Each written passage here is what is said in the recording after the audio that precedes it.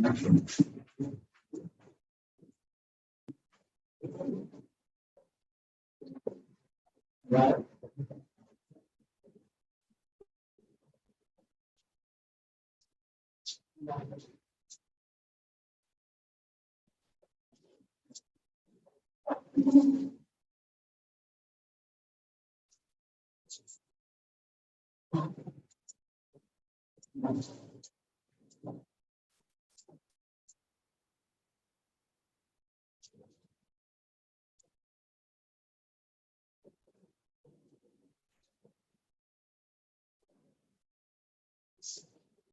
Okay.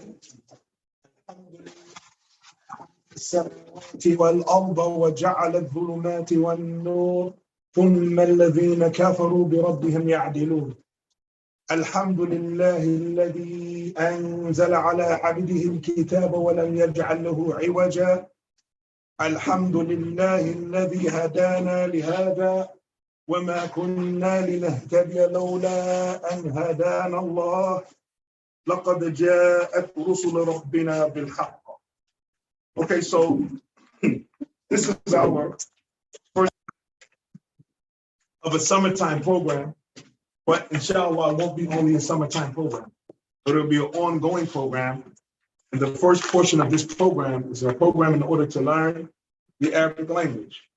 And then in turn, from learning the Arabic language, be able to learn the Quran properly. To be able to learn the Quran properly. And I'm pretty sure most of the participants on may have had some type of encounter with learning the Arabic language, be it the alphabet, conversation, or interacting with people who speak the Arabic language. However, most of the time, different communities I've been to, there's a level of frustration with learners. And the level of frustration comes from most people being disappointed with their level, considering the time that they feel that they've put in. And normally, that frustration comes from not having a khutbah in the Arabic language, when a person does not have a strategy. From now on, inshallah, whether it be learning deen or anything other than that, make sure you have an intention. An intention, everything that you're going to do starts off with an idea. That idea needs to be transformed into a plan. Okay, this idea, I believe, is a good idea. Now I want to plan to bring this idea to fruition. So now I have to plan, how can this idea actually be brought to fruition? Then I have to come up with a strategy. When it comes to learning, the strategy consists of two main elements: you and your time. You and your time. So each individual has to assess their real ability, meaning to be available to do the tasks that they want to do. And then they have to take the time out to actually do it. If someone tries to leave off either of these two, they will never be successful. Never be successful. So you have to look at your true ability. Allah Ta'ala said in Surah Al-Taghabun, فَاتَّقُوا اللَّهَ مَا. So fear Allah according to your ability. Istita'a is ability. So now, what is the ability that you have to have this conversation with yourself? The ability of each and every individual to apply themselves and to take out the time to do it. Because without the element, the human element, and the element of time, it's impossible to do anything. Okay. That leads me to a question.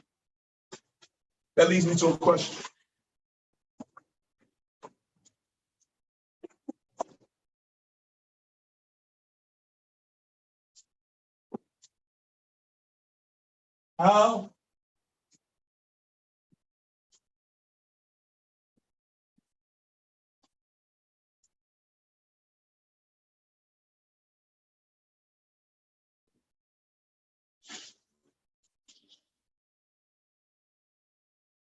excuse my handwriting.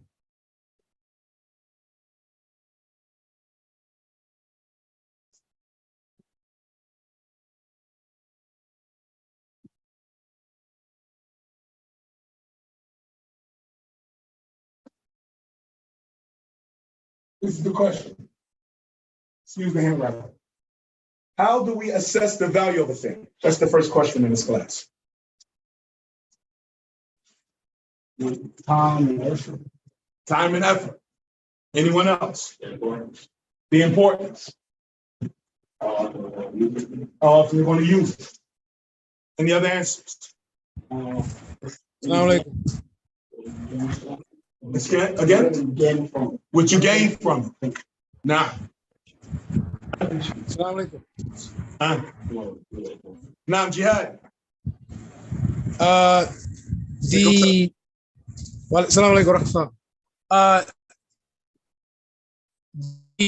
importance of understanding the value of a thing.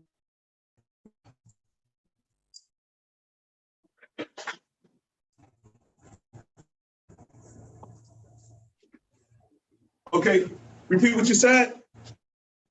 Now, so the way that you gauge the value of a thing is how easy or how attainable it is to maintain that thing or get it back.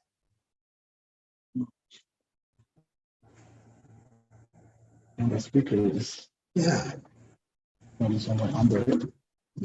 next time. Okay. Now, from now on, brothers and sisters, this is the correct answer. Jihad Bala Khalafi, he is one of the brothers back when I was teaching at Masjid Umar in Maryland. And we had a 2-year program, teacher training program there. So the way we truly, every answer is correct. But the ultimate answer, Wallahu A'lam, is what? We gauge the value of a thing by the ease or difficulty in our ability to replace that thing. The ease or difficulty in our ability to replace that thing. The more easier thing is to replace, the less value it has. It's just how we work, human beings. The more easy it is to replace the thing, the less value that thing has. The more difficult it is to replace the thing, the more valuable it is. To the point we lose things like this, we use terms for it like priceless. Why? It's the original. It's the only of its kind. Meaning you can't replace something that's original. You can't replace something that's the only of its kind. Okay, so if that's our scale for measuring the value of a thing, then what about something that can't be replaced? There's something that we've been given that cannot be replaced, but we're reckless with it. There's something that we all have been given that is impossible to replace, but we're reckless with it. Mind. Life. Any other answers? The deen. Time. Yeah. What our brother Muhammad Kony said. Time. We've been given time, we're reckless with it. We actually think we can make it up. We think we can make up on sleep that we missed. We think we can make up on time that we missed. There's no such thing. Once the next day comes, the day that preceded is gone. It will never come back. It's never coming back. Allah Ta'ala said what? Wal asr. He swore by the time. Inna al-insana lafi khusr. Mankind, all of mankind are at loss. Loss. Swore by the time. And Surah Al-Insan, Allah Ta'ala began that surah with what? هل أتى على الإنسان حين من الدهر لم يكن شيئا مذكورا. It has not passed over mankind a period of time when it was nothing, not even mentioned. There came a time when we weren't even here. We weren't even mentioned. We weren't even taken into consideration. Time. So now this is what we've been given. Everything that you're going to say or do or achieve or not is going to take place in the time frame. And then in turn, that's what we're going to be questioning about. Yom al-Qiyamah, right? So time. So now you have the human element, the soul that Allah Ta'ala placed between your two ribs. Then you have the time that you've been given on this earth. According to modern medicine, in order for a person to be healthy, and they need proper rest. And proper rest, according to modern medicine, is 8 hours of sleep. They say 8 hours of sleep, 7, 9 hours of sleep. The Prophet ﷺ told us that the lifespan of his ummah, and even in modern medicine, they say that most people are going to live to be 60, 65 years, 70 years, and very few live beyond that. That's why if you make it to 100 years old, you make the news. This guy's 100, 105, 117, he makes the news because it's not normal, it's not regular.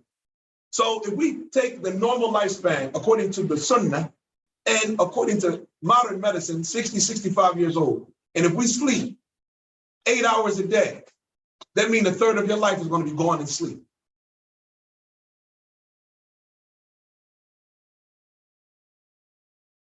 Then you have the time from the day you were born till you're 15 when you're just a child, not even understand what's going on. So you have that time period. Then you got time you're going to be in transportation, in the bathroom, sitting down, eating, laughing and joking. So then what have you done with your life? And before you know it, that 60 is knocking on your door. And what have you done? So time, if you want to value you're going to have to value the time that you have been given. One of the men of the past, he was very, very diligent and stingy with his time. And he only gave it to someone else if they deserved it. So much so that when people used to ask to speak to him, he used to ask them, can you stop the sun? Can you stop the sun? They laugh, say, no, I can't stop the sun. Because the minute I'm going to talk to you is going to count. It's going to count. I normally recommend for people 40 or up to do this, but even the youth, I recommend for you guys to do it. Look at your list of friends and your list of associates.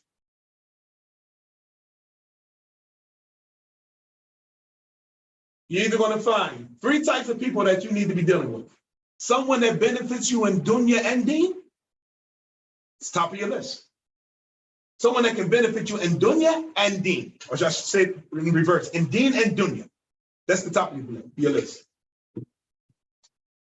And then someone that only is a benefit in religion and deen. That's number 2, because that's more important. And then someone that's only a benefit in dunya, with the condition that they don't harm you in your deen. Likewise, the one that only can benefit you in your deen, with the condition that they don't harm you in your dunya. Right? As it said, if you can't bring benefit, then don't cause any harm. You can't bring benefit, don't cause any harm. So if there's somebody that benefits you in both, deen and dunya, or someone that benefits you only in deen, with the condition that they don't harm your dunya, or somebody that benefits you in dunya with the condition that they don't harm your deen. If the people that you surround yourselves with don't fall into these 3 categories, what are you doing? Yeah, buy a kid, get some fish. So what's I mean? Come on, get a pet. That's a pet. That's a pet. It's not a friend. Somebody that you get no benefit from. Get a cat. They don't harm you. They don't benefit you when you're doing what you're doing. Cats, fish, birds. They're just there. You feed them. You enjoy looking at them, listen to the sounds they make, whatever. You actually deal with a human being that's like that. What are you doing with your time? And it may sound brutal. It may sound harsh, but as Allah said in Surah Al-Abasa, يَوْمَ يَفِرُّ مَرْءٌ مِنْ أَخِيهِ وَأُمِّهِ وَأَبِيهِ وَصَحْبَتِهِ وَبَنِيهِ.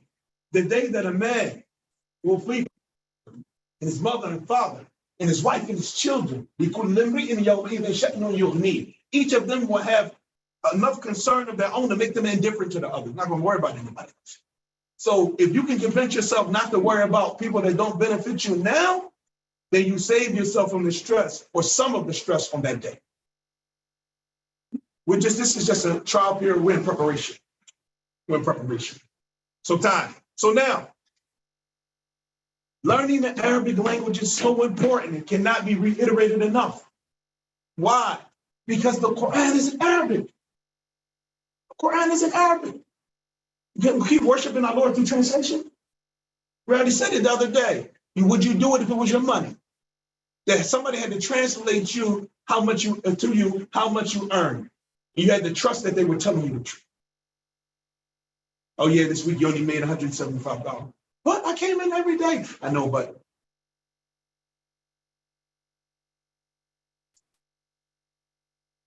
That's what we do with our dean when we wait for our dean to be translated to us. People telling you, oh, no, brother, you're going to go to the fire for this. Oh, you might make it to Jannah for this. Your whole forever. People are telling you what your forever is going to be based on the actions that you do. When you can open up the book, if you had a letter, you're an entrepreneur, and you got a letter from Warren Buffett that was going to give you the strategy and the keys to become one of the most wealthy people in the world, but it was in a language you didn't understand. Would you learn that language? Honestly, would you learn that language? Letter from Warren Buffett, Bill Gates, whoever, giving you the strategy and the keys that's going to make you one of the wealthiest people in the world. Would you rely on the translator? Okay, then what about Jannah? What about Jannah? This Quran is the strategy, it's the key to be happy forever. Forever. And we wait for somebody to translate that to us. Can't do that. By no means. So, one of the obstacles that comes in our way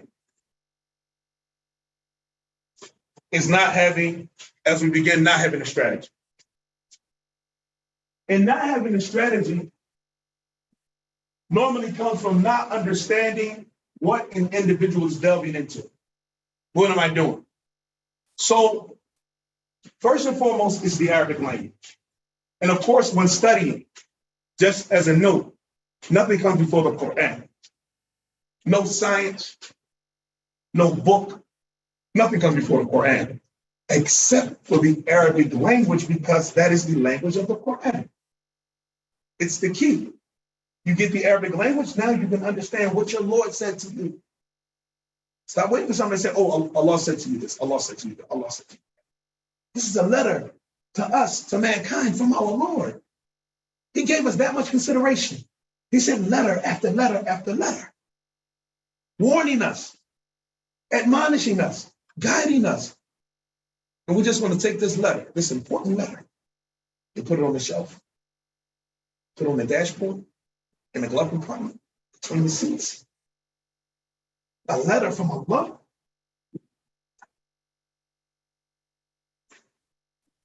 So, we want to talk about communication.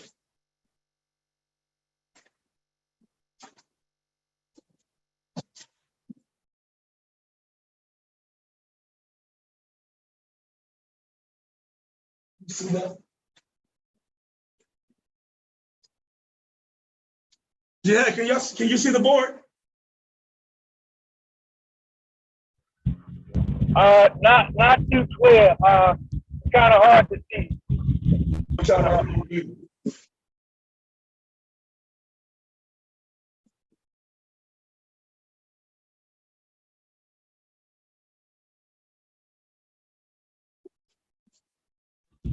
No, that's a lot better.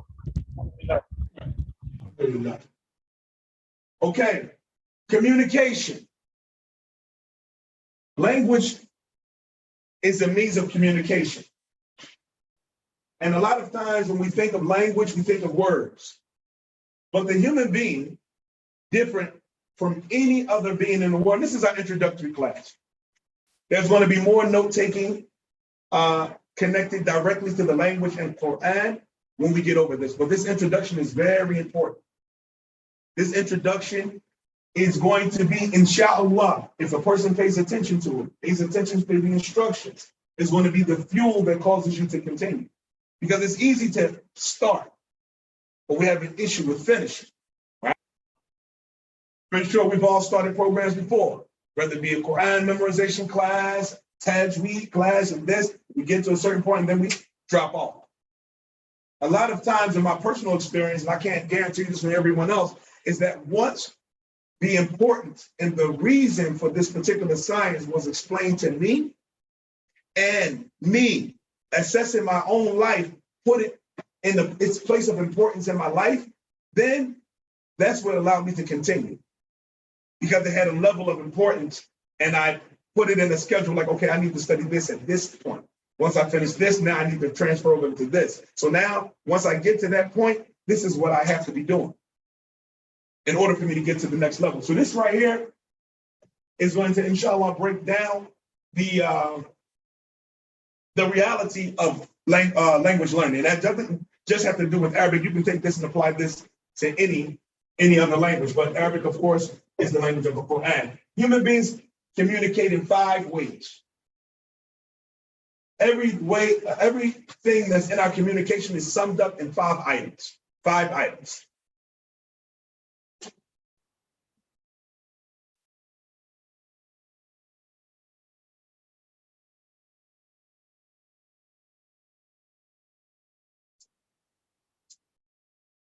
First method of communication is gestures. Whether it be eyes, winking the eye, moving the hand, nodding the head, shaking the leg, whatever it is. Then these gestures are what make up the communication of the human being.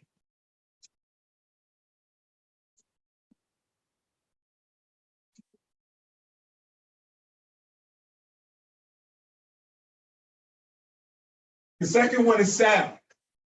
It doesn't matter if that sound is a word or not. It's communication. It's part of language.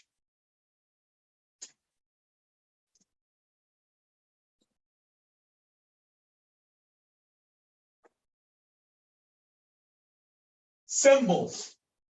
Symbols likewise.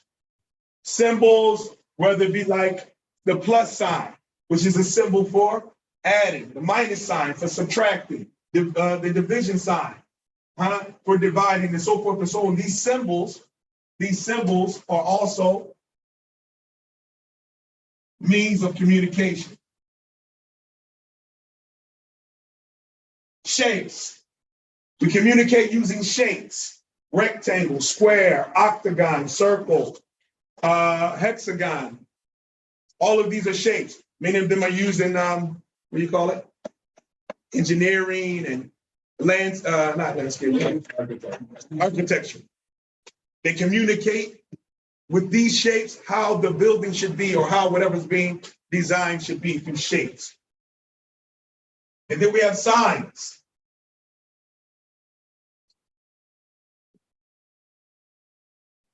Signs. Stop sign, yield sign, the sign for a speed limit, and all of that. These are all every way our communication as human beings is summed up in these 5. They come, all of them sometimes come together, or some of them come together without others. Now, I want everyone in this class to make an intention. To make an intention. To reach the level, at least, inshallah, in this class, to reach the level of a functional illiterate. To reach the level of a functional illiterate. Who knows what a functional illiterate is? Person who illiterate, so you can't read. Can't read. Or write. Or write. So like can't read or write. And he's functioning, so like he can understand what is going on when someone starts pretending, or he knows what he understands, he just don't know how to read. There it is. So this is a person that's reached the level of his understanding in language that he can communicate and function and operate just like everyone else. And you would never know that this person couldn't read or write until you asked them to read or write. Functional illiterate. This is the stage of most of our children before they go to school. They can express their feelings, what they want. No, I'm mad, I'm upset, I'm hungry, like that, before they can read or write. This is a proof that I got into those programs way back in the 90s, and many people got in those programs, those Arabic programs, where they just started piling grammar, and you're like, oh no, it's hard. And I dropped out of those classes. I don't know if anybody else did. They gave me, I'm a school teacher by profession. So I looked at that and said, that is not how you teach language. I taught language arts. Our children didn't get grammar until the 4th grade. So a little bit of grammar in the 3rd grade. parts of speech, but grammar, heavy grammar, you don't get that to the fourth, fifth, sixth grade as you go up. But if you look at the third grader, fourth grader, they speak fine. They communicate fluently without grammar. So grammar is not a key component in the ability to understand and communicate basic understanding and communication. Reading and writing is not a condition, and functional illiterates in every society are proof of that. And the children who are communicating without knowing grammar are proof of it. As a matter of fact, most people don't even understand the grammar of their native language. If you were to ask most Arabs about the parts of speech, they're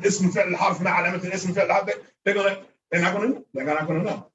If you ask most English speakers, how many parts of speech, what is the auxiliary verb? So grammar is needed for authors of books who are going to write. But we're going to learn in this class to speak fluently, confidently, correctly, and understandably. Three key components we want to take. Three key components. We're going to take the cheat codes in this class. Okay. So gestures, sounds, symbols, shapes, and signs. Language is divided into three main categories.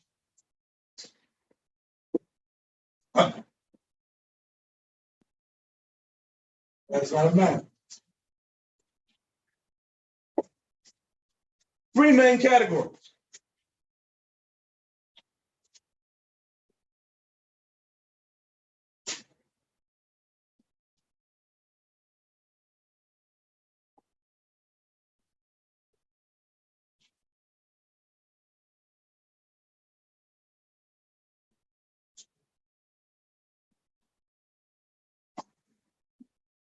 Number one is spoken and not written. Every language started this way.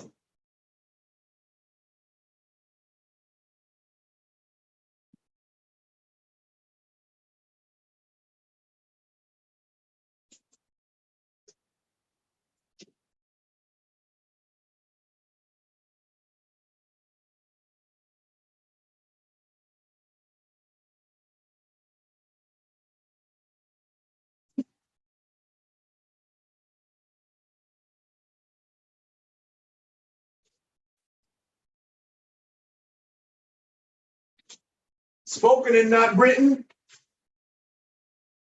in Sudan, Rotana, right? Wolof. In Eastern West Africa, Mandinga, Fulani, right? Don't be fooled if the language is, if this language that's spoken and not written is written with the alphabet of another language. It's not a written language unless it has its own alphabet. That's what makes it a written language. So these languages are spoken and not written, which is another proof that that reading and writing is not a condition to know a language and have the ability to communicate functionally. Okay, so those are some examples of language that are spoken, not written. Rotana and Sudan, Wolof, Fulani, Mandinga, and these languages like that. Then you have written and not spoken, what the Latin language has become. Just simply names for medicines and medical terms and like that, but who speaks it? Who speaks Latin? No one, right? Likewise, written and not spoken, hieroglyphic Egyptian language. It's written, but it's not spoken. Nobody speaks it, and like that. Then you have spoken and written. Spoken and written, these are English, French, Arabic, Spanish, Italian, all of that, spoken and written. Okay. So in a nutshell, write the question, what is a language? Write that question. What is a language? That's going to be our next question. What is a language?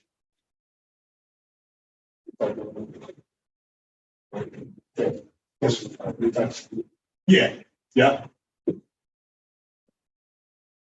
And this is the most general set categorization. So the question I want everybody to write is what? What is a language?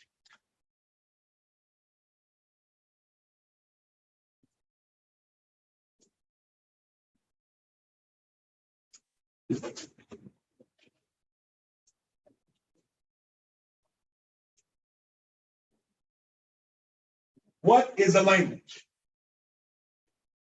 So we're going to take these 5 that we already wrote, and this is how we're going to get our definition. So a language is the answer.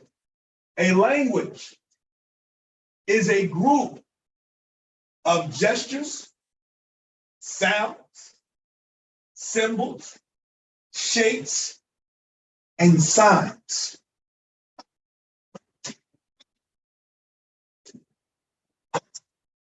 A language is a group of gestures, signs, symbols, sounds, symbols, shapes, and signs. Again, a language is a group of gestures, sounds, symbols, shapes, and signs.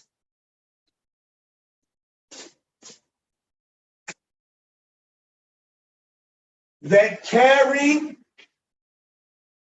a meaning. Because all of those gestures, sounds, symbols, shapes, and signs have to carry a meaning for it to be language. Right? Somebody says to you, what does that mean? It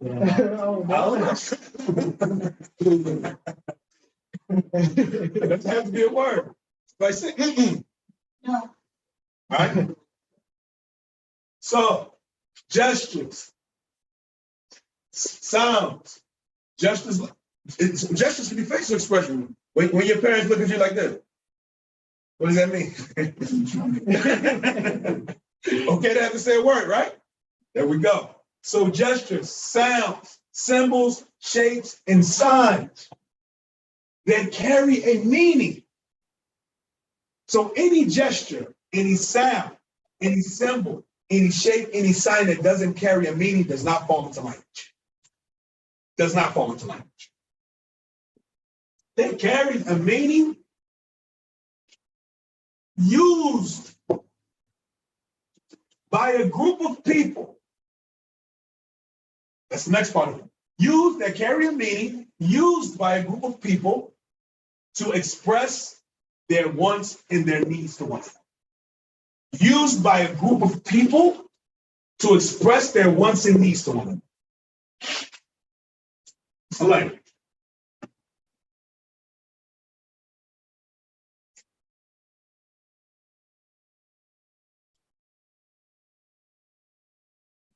So when we say what's a language, that's the wide scope. Every language falls under this. For instance, in the West here, if you want to gesture to somebody, come here and say, oh, or like that. Over in Eastern country, they go like this. This means come here. They go like this. But here, this thing is high. It's like you're waving high. This means come here. If you ever see somebody go like this, they mean come here. And this actually, doing this overseas in some countries, Iraq and some parts of Egypt is a cuss word. Yeah. So you have to, when you go somewhere, you have to know, okay, what are their gestures? What are, and like that. Yeah. Yeah. Also, the nod is different.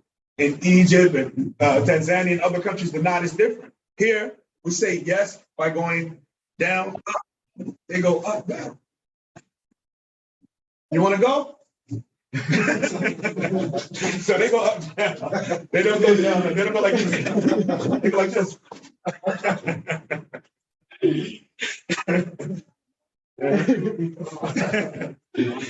Nah. Okay. So that's the language. So now we go to the next. Everybody has this. If not, it will be on video. Now let's go to the next one.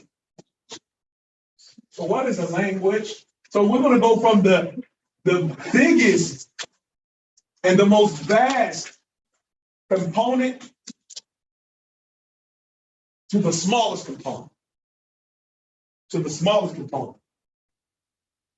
And then it's going to lead us to the one that's in the middle.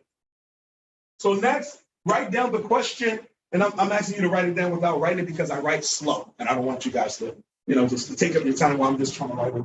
So the next question to write is, what is a letter? Everything after this in learning a language is going to be based on how well we understand a letter.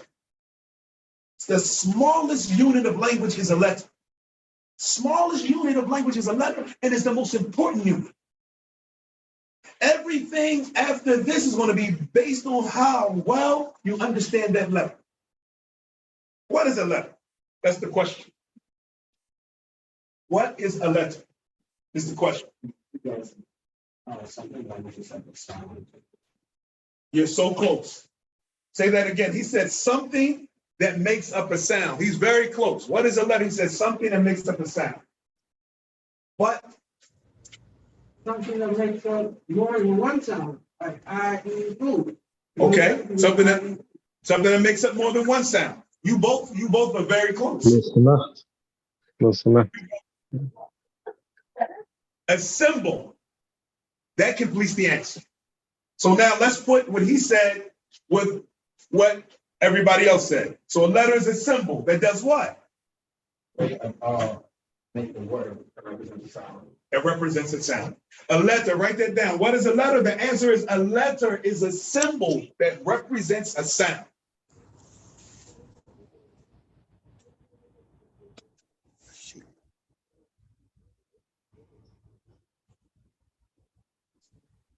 A letter is a symbol that represents a sound. Assalamu alaikum. Now, I thought I recalled it was a shape that represents a sound. I said I thought I recalled that it's a shape that represents a sound. you can use shape or symbol. Okay. In this case, it would be like, what do you call it? Synonyms. Yeah. No.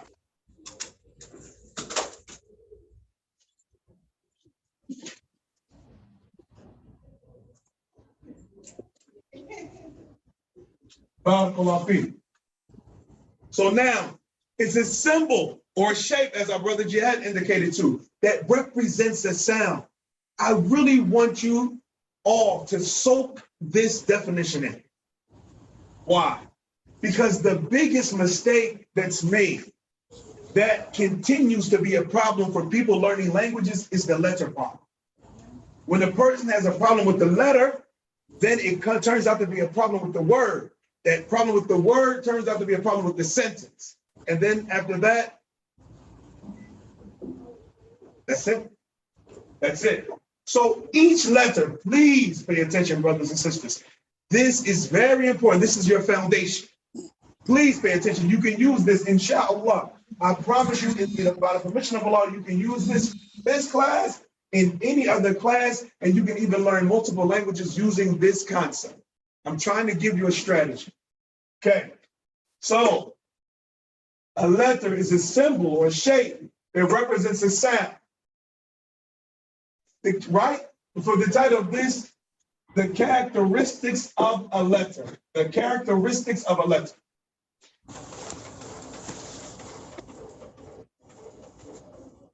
The title for this, these three right here, the characteristics of a letter.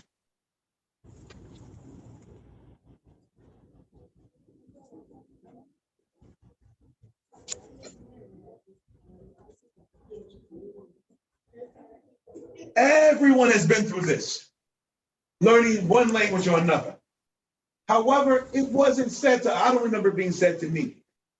And if it was said to someone else, then excellent, beautiful. But normally, I don't know about this being said to the student when learning the language. The three characteristics of a letter. The first characteristic of the letter is we all learn it. It's being given to us, but we don't know why it's being given to us this way.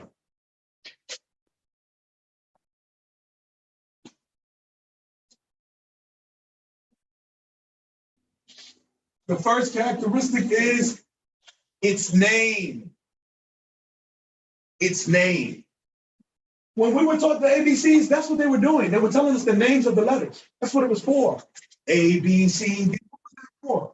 To know the name of each letter. To put it more technically, it should be said, okay, now I'm going to write the shapes of the alphabet. And each shape has a name. A is the name of this shape. B is the name of this shape. C is the name. That's how it's named. So the first thing we learn when you're learning the Arabic alphabet, alif, ba, ta, ba, jim, ha, ha, dal, bel, ra, zay, sin, shin, sa, da, ba, ba, ain, right? These are the names of shapes. So it's there. You're learning the name of the shape. So you memorize the names, right? First, without knowing the shapes. Most people in any language, they're learning the alphabet. They don't know what the alphabet looks like. Say, tell me the alphabet. They say the alphabet, and then you write it on the board. And then kids like, G, no, that's a D.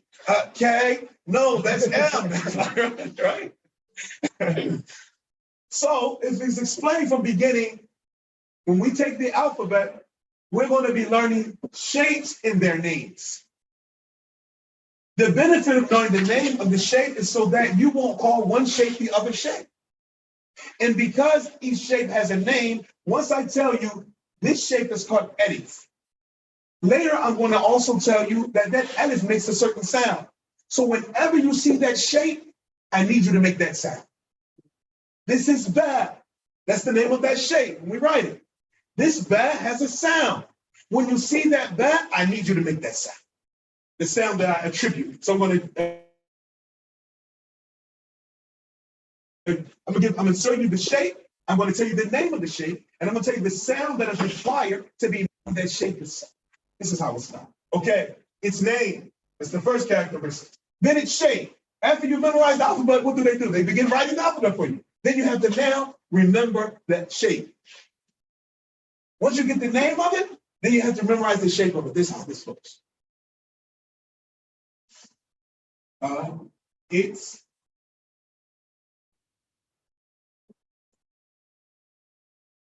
shape. So the next thing is the shape of the letter.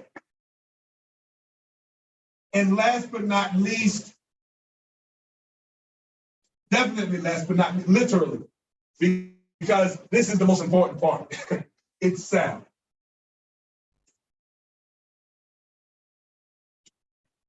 It's sound. This is our focus when we see the alphabet. Write the shape, Elif.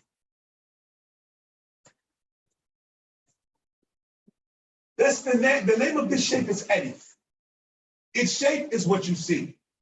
Its sound, Elif has one sound. We're going to get into that when we begin taking the alphabet. Elif makes one sound until Yom Al-Qiyamah. Anybody tells you different, tell them, give them my number, and tell them I said he's lying. I said he's lying, he's lying, he's lying.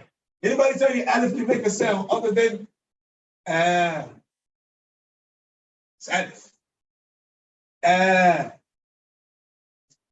It's Elif. Anybody tell you ooh, e, it's not Elif. Until Yom Qiyamah, that will never be Elif. Okay, so, and we'll talk about situations where the consonant, we're going to talk about that. The consonant overcomes the sound, because Elif is a long vowel. Every language divides into two parts, consonants and vowels. We're going to take that part. So, and we'll write this all down, but just a sneak preview. The consonants are the body of the word. You can't write a word without a consonant. And the vowels are the sound of the word. You can't say a word without a vowel. The consonants are the body. The vowels are the sound. In order to have a complete word, you have to have both. You can't have a word without you can't build a word without a consonant. You can't pronounce a word or say a word without a vowel. We'll talk about that later. Okay, so its name, its shape, and its sound. These are the characteristics of a letter. Keep this with you. Later on, we're going to go into Tajweed. It's going to get a little more technical. We're going to talk about 5 characteristics, but that's specific to Tajweed. It's not has anything to do with speaking. It's Tajweed. But in speaking and using language, this is what's going on right here. Its name, its shape, and its sound. Okay, next question. Who think they know what the next question may be? Where's that? What's the alphabet? Huh? What's the alphabet? It's after that. Okay. Yeah. I mean, well, I got this before that. It seemed like it should be after it, but it's before. Remember, we said we took the biggest scope. What's a language? Then we took the smaller scope. What's a letter? And in between is What's the vowel? Huh? What's the shape? The word. What's the symbol? what's the word? Now, So the next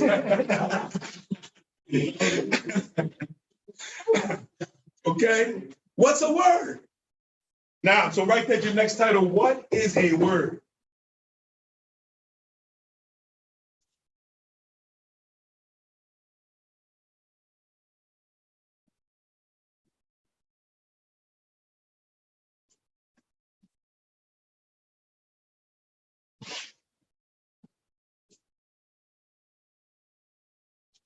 Now, this definition is very technical.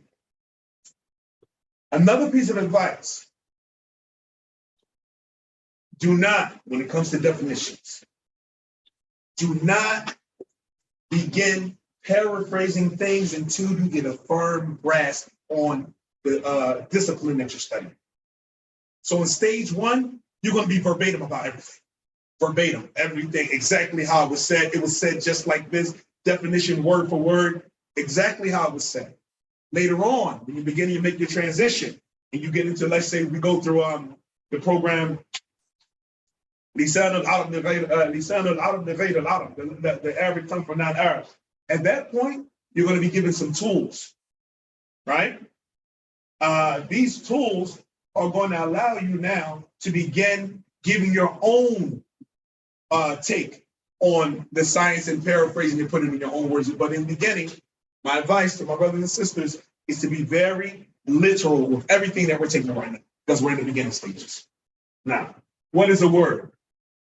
So the answer is a word is a group of letters. Group of letters.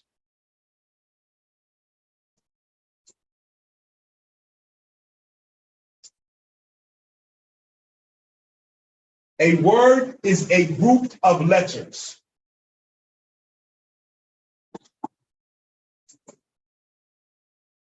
Carrying specific sounds, very important. The fact that these letters have specific sounds, very important. Because it's a word.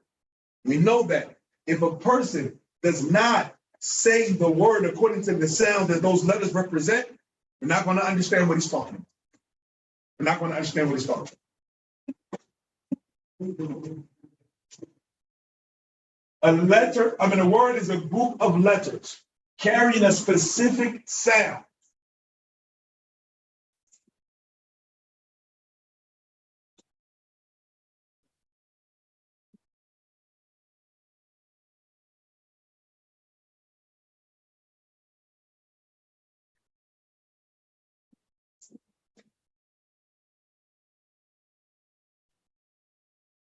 Brought together, a group of letters carrying a specific sound, brought together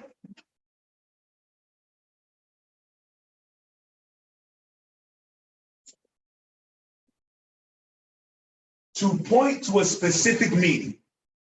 Brought together to point to a specific meaning.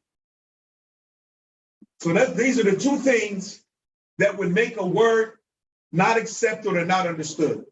If the sound is wrong, or if the meaning that is used for is wrong, right?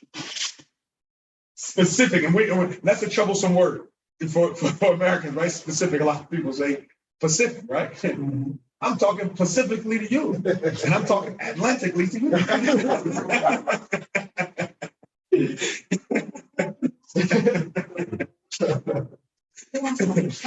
Right? So specific sounds with a specific meaning. So that if that sound is not made, the word is going to be rejected. Two things are going to happen. You're not going to be understood and you're not going to understand. Because you're going to believe that you're saying something. The other person is going to believe you're trying to say something else. So now that person doesn't understand you and you don't understand why. And this is where one of the ways that miscommunication takes place with new language learners. So every group of letters that are brought together don't make a word. You know that. You can't just put letters together and say, oh yeah, that. People want to look at you like, what are you doing? What word is that? Right? So it has to be a group of letters that makes a specific sound. Likewise, if the letters are correct, but the sound isn't right, then also the word is going to be rejected. What are you saying when you talk like that? So that's what happens. You know, and as foreigners, wherever we travel to, whether you come here as a foreigner or you go somewhere else as a foreigner, a lot of times we're cheated by the native speakers when we're making these mistakes, because if they kind of understand what we're trying to talk about, they won't correct us, and this is wrong. Because you continue to go on with the mispronunciation and the misunderstanding because they say, oh, I don't know what he's trying to say. In reality, the more you're corrected, the better. The more, and sometimes you have to ask your people, listen, am I saying that right? Did you understand me? Did I use that word right? And like that. You know, when I was in Yemen and in Egypt, outside of class, my practice of learning language was with two phrases. I walked around, I would sit in the bookstore and talk to the owner of the bookstore and read the backs of the books. And I used to use two phrases. When I go to the supermarket, I would look at the merchandise and somebody, I talk to one of the workers and add two phrases. كيف تقول ما معنى? How do you say this? What does it mean? How do you say this? What does it mean? I irritated so many people, but that's what you have to do. How do you say this? What does it mean? How do you say this? What does it mean? Those two phrases. Okay, we're going to talk about really quickly before we move forward, some psychology that has to do with language. And from this is a great ponderance over Allah Ta'ala's statement in Surah Al-Deen, when Allah Ta'ala said, وَلَقَدْ خَلَقَنَا الْإِنسَانَ فِي أَحْسَنِ تَقْوِيمٍ. Allah said, and indeed, we created man, the human being, in the highest, the best form of creation. So we understand from that ayah, there is no creation better than the creation of the human. And in language, that is expressed and exemplified in the most detailed manner. So when we look at the psychology of language, number one, we have people who are deaf. It's a test from Allah subhanahu wa ta'ala. People are born deaf or something happens to them where they lose their hearing. But they can't speak while their vocal cords are healthy. There's nothing wrong with their vocal cords, but they can't speak. Why can't deaf people speak?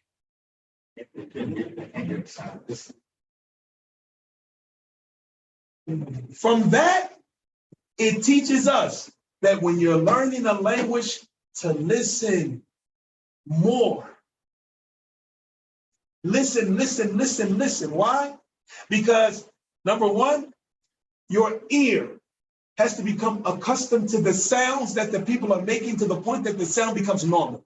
Because as long as the sound is abnormal to your ear, it's going to be impossible for your vocals to play. You want to say something? I have a question. Was that sign language? Was there Arabic sign language? Yeah. Type of sign language? They have Arabic sign language and they have Arabic braille.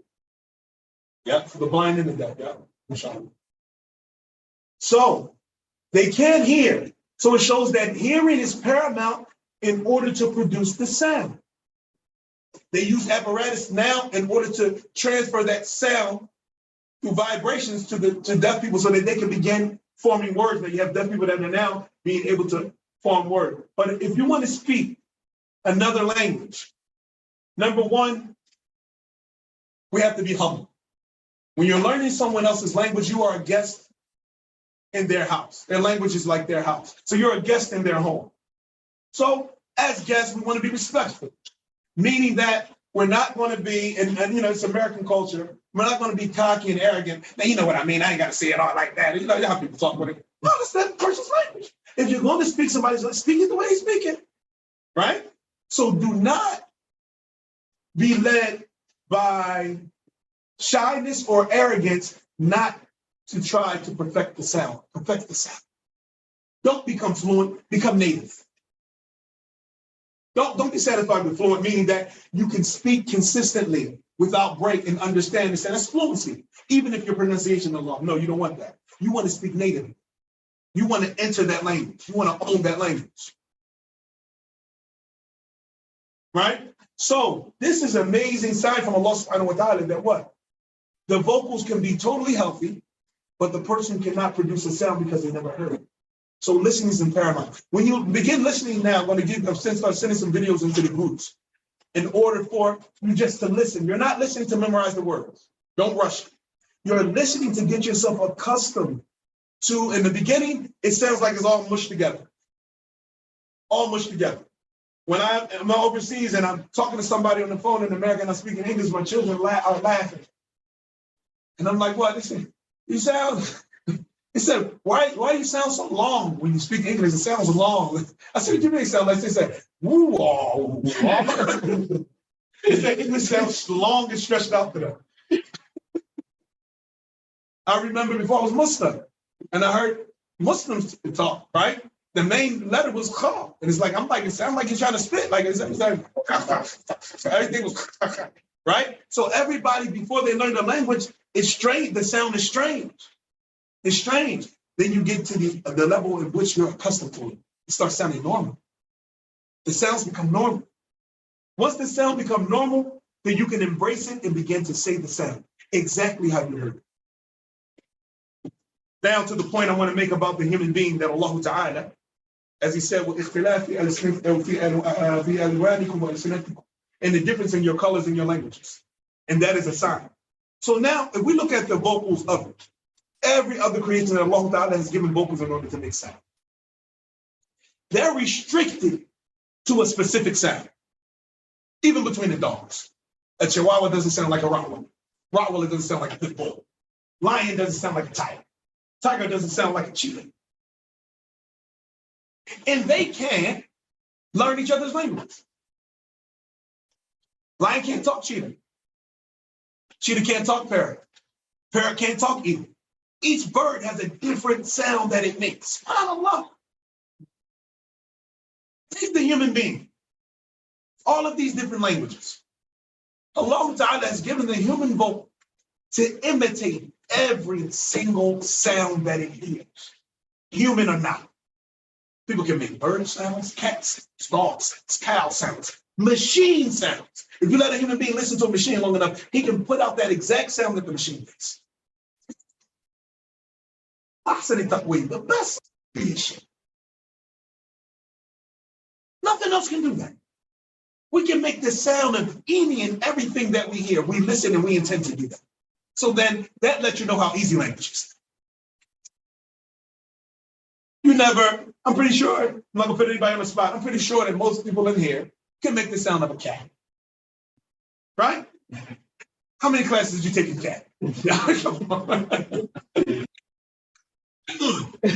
Oh no, I have a BA in cat, and I have a, you know what I'm saying, I have a certificate in bird, and I can sound like a hawk, an eagle, and a pigeon. No, it's not.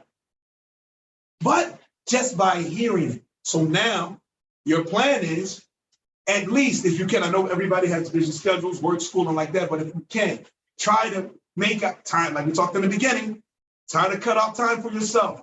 2 hours a day outside of this class where you're going to be listening to the Arabic language. Just listen. I just want to become accustomed to the sound. Just listen. Quran, the news, hadith, just regular speech, just listen. Listen until it becomes normal to you to hear this. Right? So this is the point that I wanted to make very quickly. So this is the psychology. The psychology is that you're a human being, the best of creation, and your ears and vocals, when they come together, you can make any sound that you want. Any sound. Doesn't even have to be a language. Doesn't even have to be a human being. Okay. So now we talked about, the last thing we took was what is a word, right? Okay. Now we're going to take the cheat code. Your title is Perfecting the Language. Perfecting a language. Your title for the cheat code is Perfecting a Language.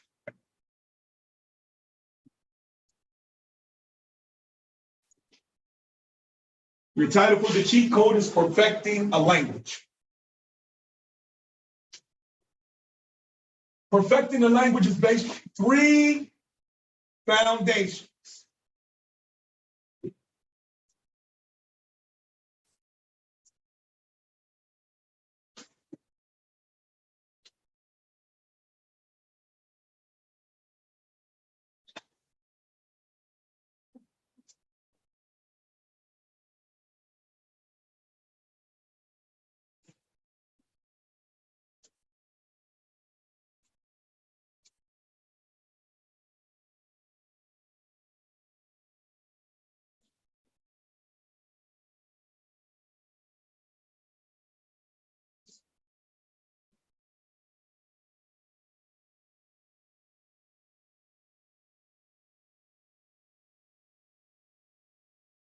Number 1, proper pronunciation.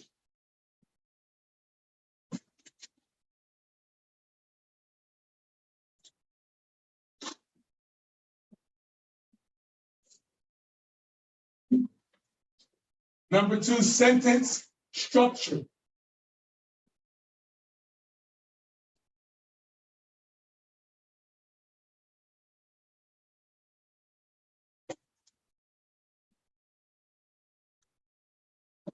Number 3, vocabulary. This is the cheat sheet. Proper pronunciation is first and foremost. If the sound is wrong, it's going to be all downhill from there. It's going to be all down. And I'll give you an example. I was the director of the British Academy in Alexandria, Egypt, teaching ESL, right? English as a second language. In the Arabic language, we're going to come to learn this also. There are no consonant blends. In the Arabic language, there are no consonant blends, meaning when 2 consonants come together to form a sound like ST here, STR, structure, there are no consonant blends, right? PR, pro, STs, STR, that doesn't exist in the Arabic language. When you see 2 consonants next to each other in Arabic, each one of them are going to be pronounced individually. No consonant blends. Okay? So, at a class, we're learning articles of clothing in the class. Okay? Right? So, we got to, between every 2 consonants, there needs to be a vowel or a sukun, where it's just, you just stop on it, meaning a vowelless letter. There's no such thing as a silent letter. That's another point. It's not silent, it's called vowelless, meaning the letter in itself has a sound. So that sound, that letter will be pronounced, but there will be no vowel sound attributed to the letter. It's called a vowelless letter. In other words, sukun is vowelless and it is not silent, not like canal in English. Who knows the word canal in English? Canal. Come on, guys. Is that like a boat? Canal. No. You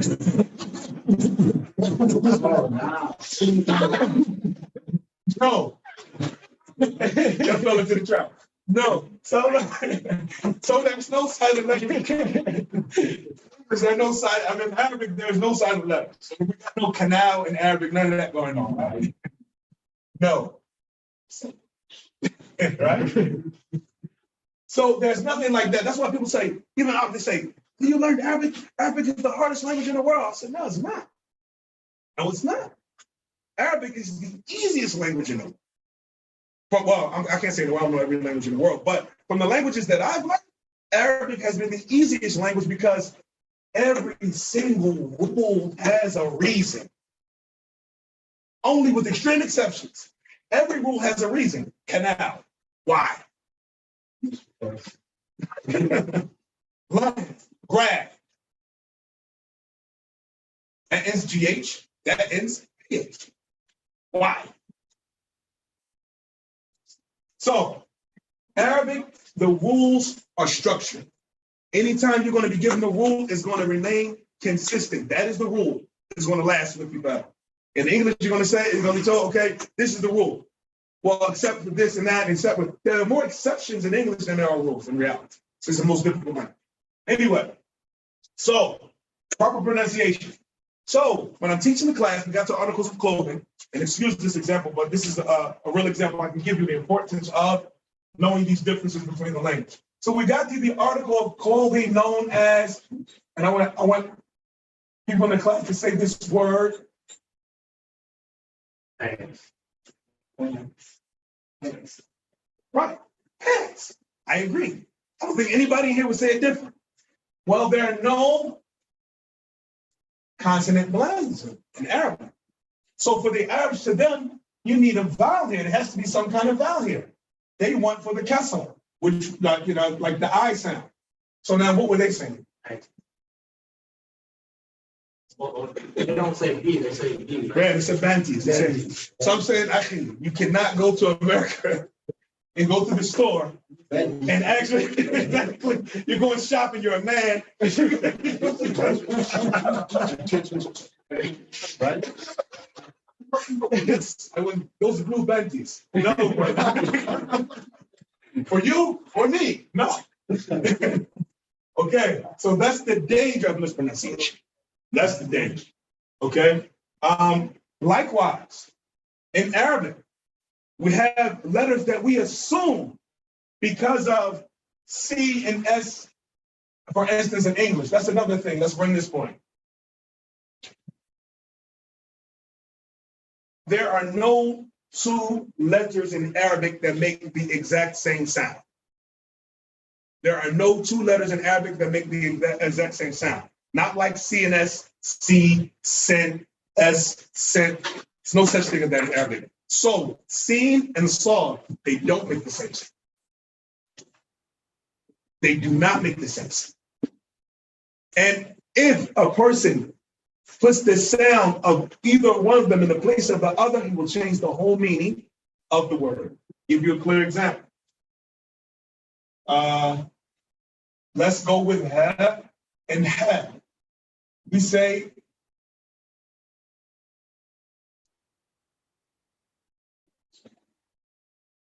alhamd. Alhamd. This word means praise, right? Alhamdu. Alhamdulillah. All praise or the praise is for Allah. Then you have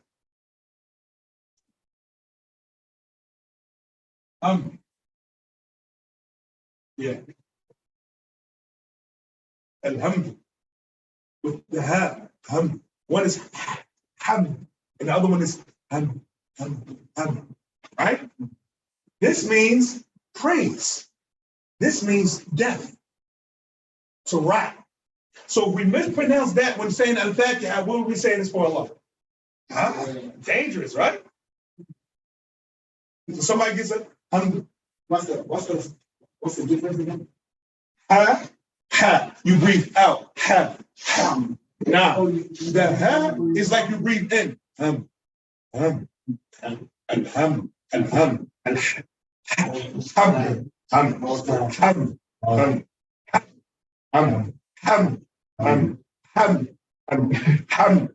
So when it's like, Excellent. Yeah. So that's like that. Yeah, The opposite. I like that. He gave a beautiful example. So this ha here is like a humming. I'm humming a hummingbird. You don't say a hummingbird, a hummingbird, a hummingbird, humming. Like I hear some brothers and they say, Salam alaikum. It's like a whole different meaning. Yeah, They say, "Assalamu alaikum." right.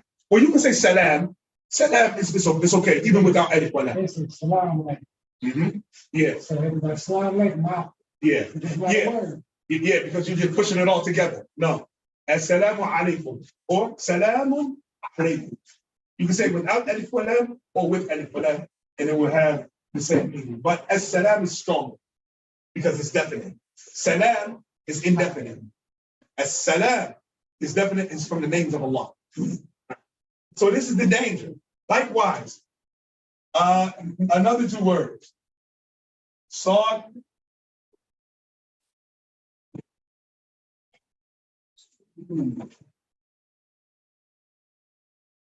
Sarah, Sarah, Sarah, Sarah. Sarah is to become.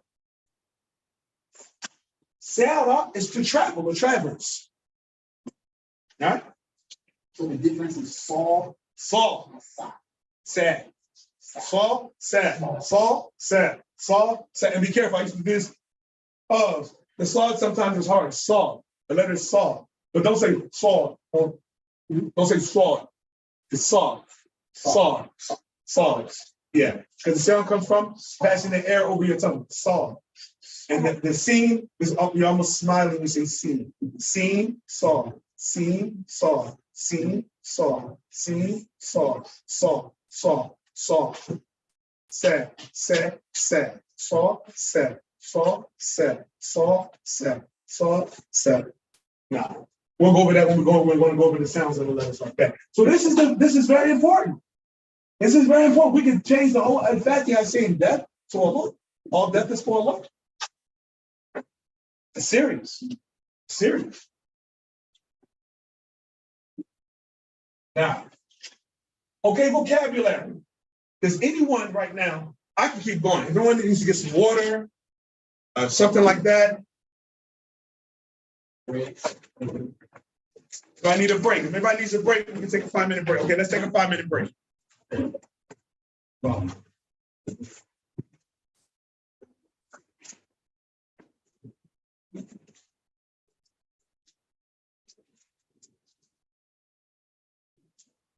I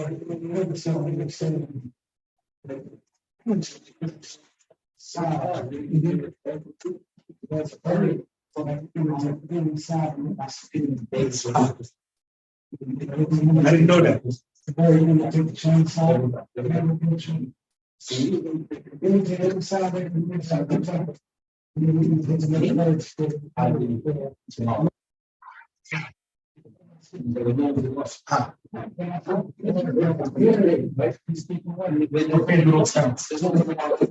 So that sounds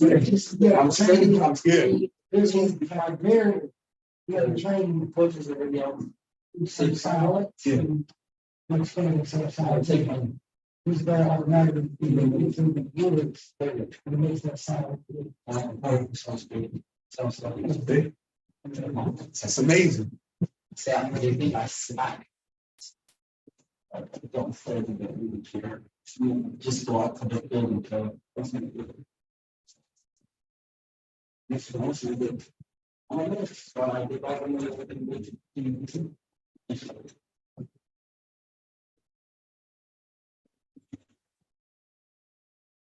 Now, inshallah, we get through these things. Huh? Like I look down. Not yet. How much time we have left? It's 8 o'clock. So we have an hour and like hour and 20 minutes. Yeah. We may be able to get to the alphabet. And then are you doing another class after that? Aren't you doing the class after Munger? We have to stay for that too.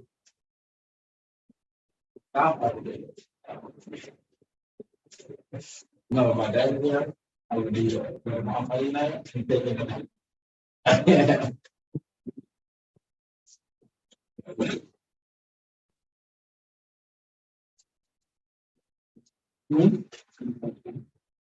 Well, I mean, that's all.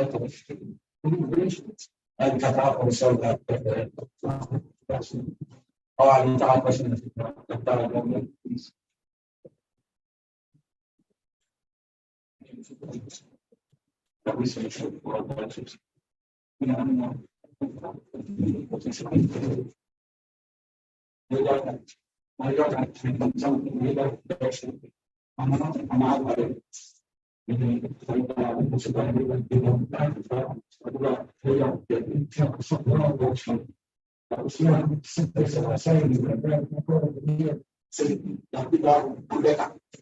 Yeah.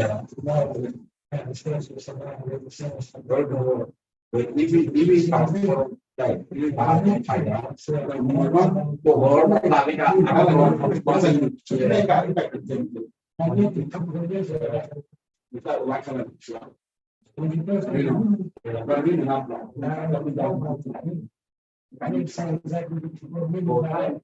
Yeah. Yeah. Yeah, we don't think it's saving for the new part, but I live it out so long, and so much more. I think I think it's more. We buy the order of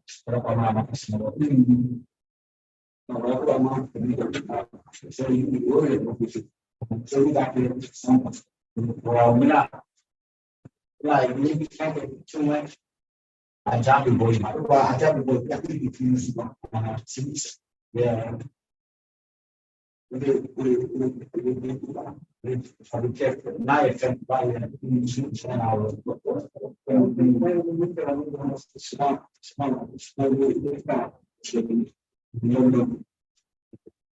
But you can't see some, no talk about your job.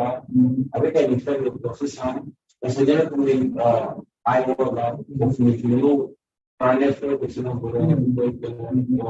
which is very recently say I have 40 minutes already. So this on it's about how Jamie now when I buy like maybe so that's it.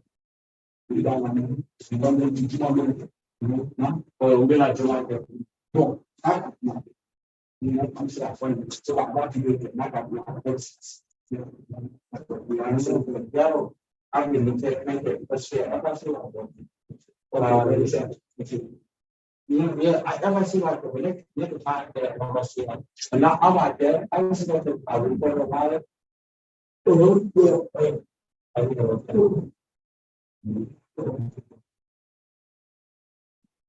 I'm not there for but you find how everything you got now fast. May not, in case our class become bigger, we need to know more people, buy something like this, bigger one. And everything was people stable over there. I saw on Facebook Marketplace, active board. Hooks up to the, yeah, 250. You mentioned that, okay, if you can send you the link, yes, I'll send you the link. Yeah. So we literally use the stable over there. Yeah. We can be out there with spaces and under the AC. Yes. So yes, we can, sit the glass and the board. But yeah. So because you see this here, like for people from FIC, yeah, when the kids didn't they need to review, gotcha. That's it. Also, we have to hold it here. Okay, holding that. So we can just say, okay, yeah. Okay. That because you can write on it. You can use the mount, like it's like I don't really know how to use it. I'm like watching videos about it, but yeah, that active board. And I mean, the real, I hope it's still available. The real cost of it is like what? $1,000 or more. But it's selling for $250, so you never used it. It was for $350, then the price went down, so. Yeah, it's, yeah, so got you. Just saying.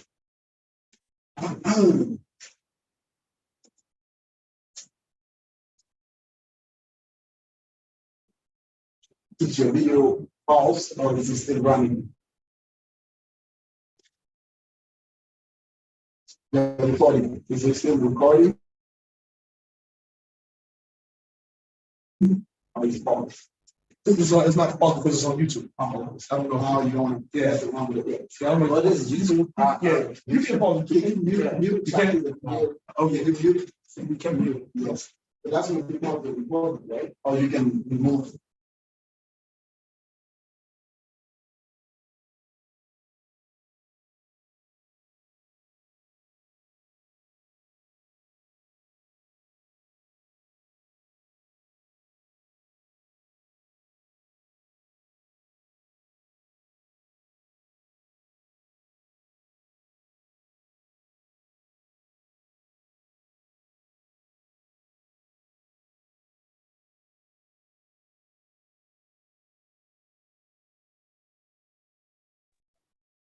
Assalamu alaikum. You taking a break before the next session?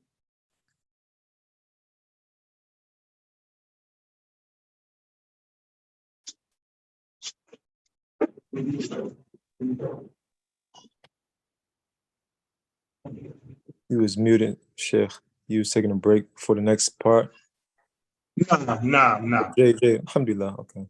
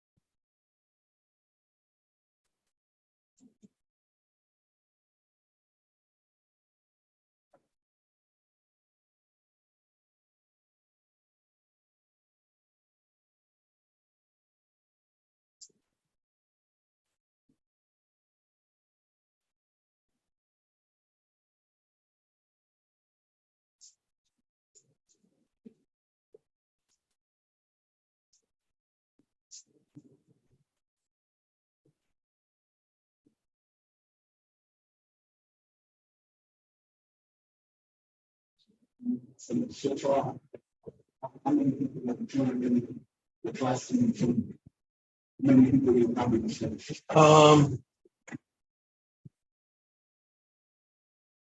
Five, it fluctuates, people coming in and out, yeah.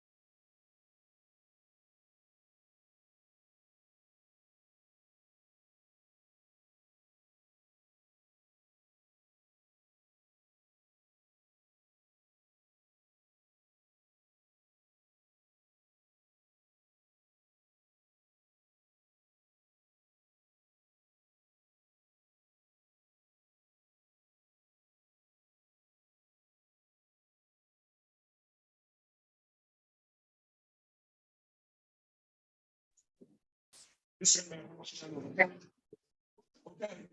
So the 6 divisions of vocabulary. Vocabulary, in the most specific terminology, divides into 6 different divisions. The first division of vocabulary is general. General vocabulary. What is general vocabulary? I feel like vocabulary you use every day. Vocabulary you use every day. Meaning, when you're learning a new language, every single word that you need to function in the most general manner, not specific, not getting deep, in the most general manner, meaning that worldwide, human beings have the same wants and needs across the board. And in each respective language, they use words that get them to those wants and needs, whether it be nouns, verbs, articles, and other than that. So in order to learn that language, think about everything you need to function in your original tongue. So then you're going to need those exact same words in the amount and what they are in your target language. To eat, sleep, go to the hospital, the police, school, everything that you need to function normally in your everyday life, in your original tongue, you also need that in the target language. So that's general vocabulary.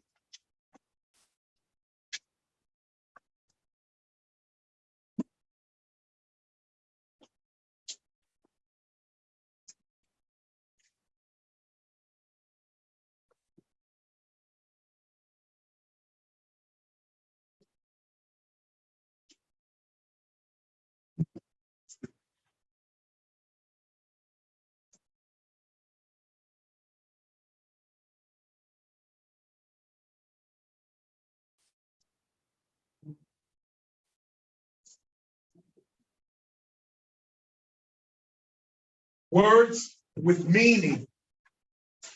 That title may sound strange. What do you mean? Every word has meaning. Nope. Every word doesn't have a meaning. No, it sounds strange. Every word does not have a meaning. Because words either have what? A meaning in and of itself, chair, table, that when the word is mentioned, you already understand what is desired from the word. It is a word with meaning. Then you have words that don't have meaning, meaning that you don't understand what is desired from the word until it's coupled with another word. It's most ornaments. If the word is not coupled with another word, you don't know what's desired. Like in. For. If somebody comes up to you and says table, okay, what about the table? But I understand the meaning of the word table. If somebody comes up to you and say over, what are you talking about? So we're going to get it. That's our next category. There are 2 words. So word with meaning is every word that the meaning of it is understood just by it being said or written. Every word that the meaning of it is understood just by it being said or written. These words. Doesn't matter if it's a noun or a verb. Like that.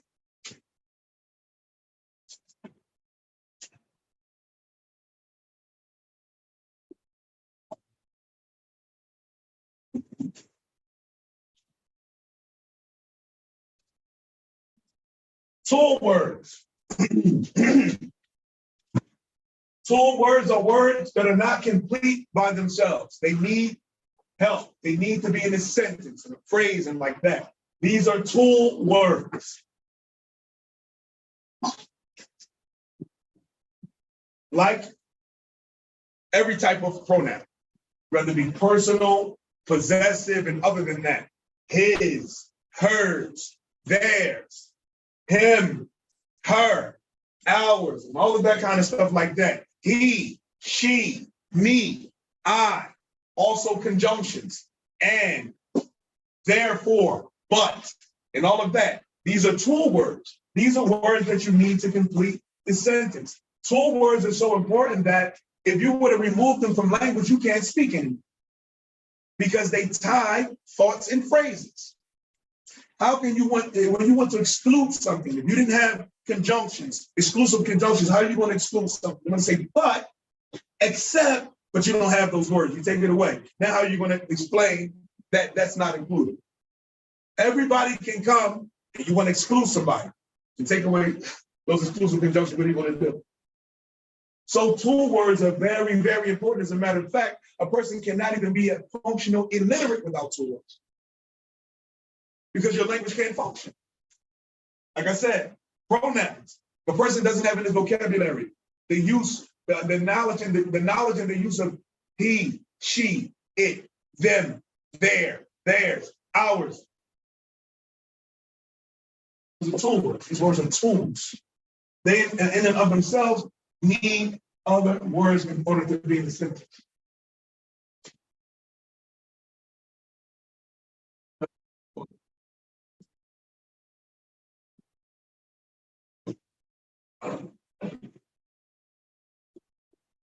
Specific. Specific. Okay. What is specific vocabulary?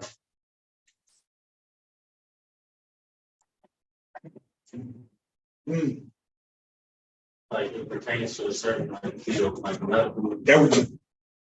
This is specific vocabulary.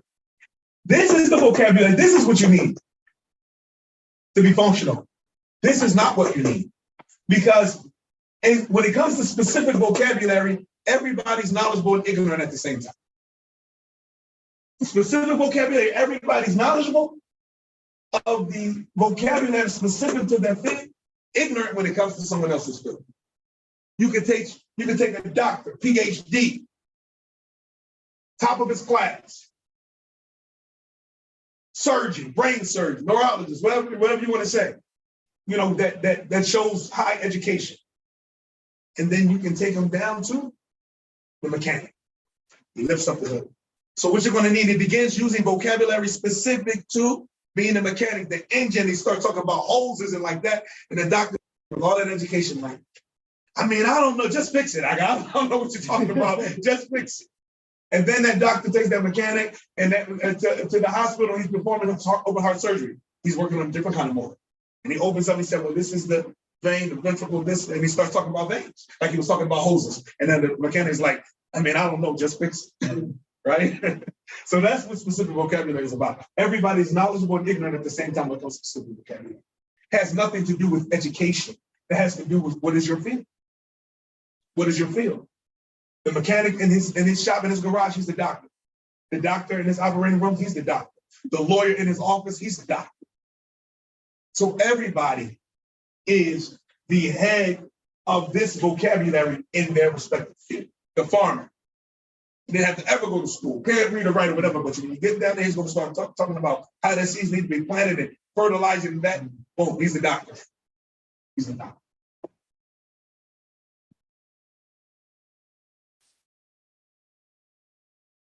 The last two are so important because it lets you know, even in your original language, it lets you know where you are, even in your original language, based on activity. So the last two are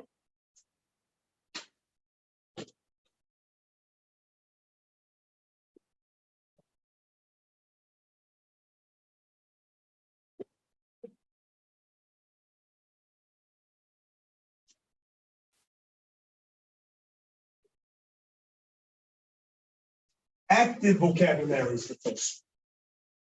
What is active vocabulary? And what is active vocabulary?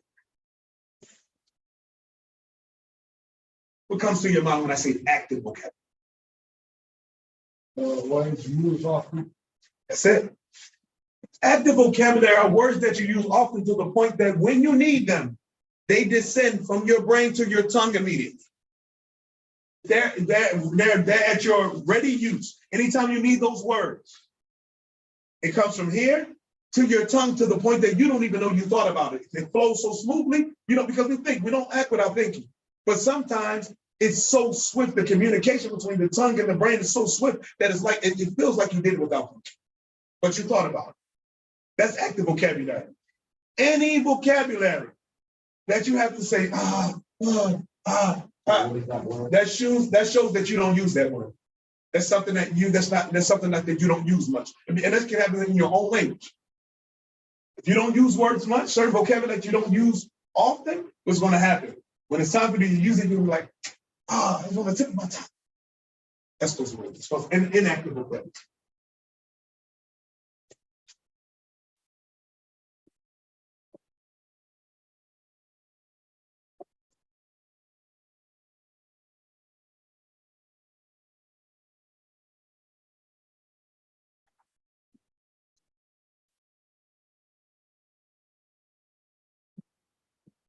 So we have 6 divisions of vocabulary. Number 1 is general. Every word that you need to function in daily life is called general vocabulary. Words with meaning. These are words that the meaning of them is automatically understood, even if they're not placed in a sentence. Tool words are words that are used as tools to complete thoughts and phrases. Specific vocabulary for vocabulary.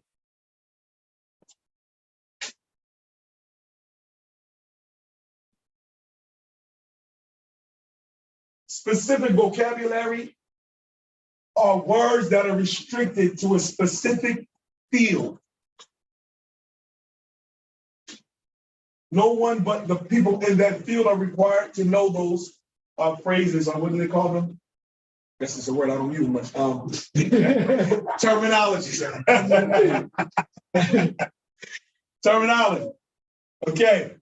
Active vocabulary are the words that come from your brain to your tongue immediately. You don't have to think about it.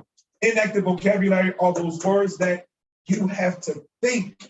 You have to dig into your mental dictionary to remember. You know the word, you learned it, but because you didn't use it, it's like, what am I trying to say? You know the word. All right, like that. That's called inactive vocabulary. Now, so this is the introduction to this course. This is the psychological direction that I would like everybody to go in when they think about it from. What is a language, or rather the way humans communicate? What is a language? What is a letter? What is a word? The 3 foundations of perfecting a language. What else can we take? The sounds? Okay, the sounds? No, that was part of the 3 foundations. And the 6th division of vocabulary. Let's go over the titles that we took. And number 1 was what? How do you assess or value a thing? Now, number 2.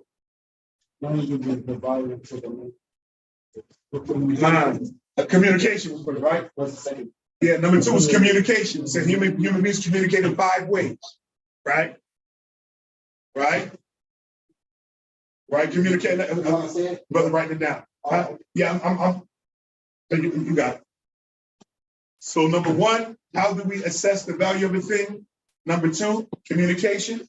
Okay. Number 3, you have the same thing? Language. Yeah, what is a language? Number 3, what is a language?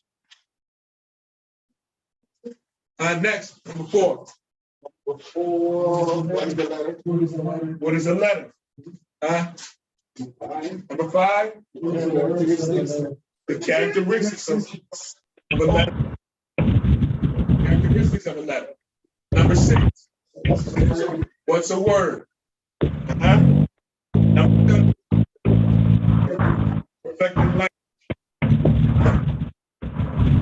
Number 8, the 6th division of vocabulary. Okay, so we took 8 topics, mashallah. This is very important.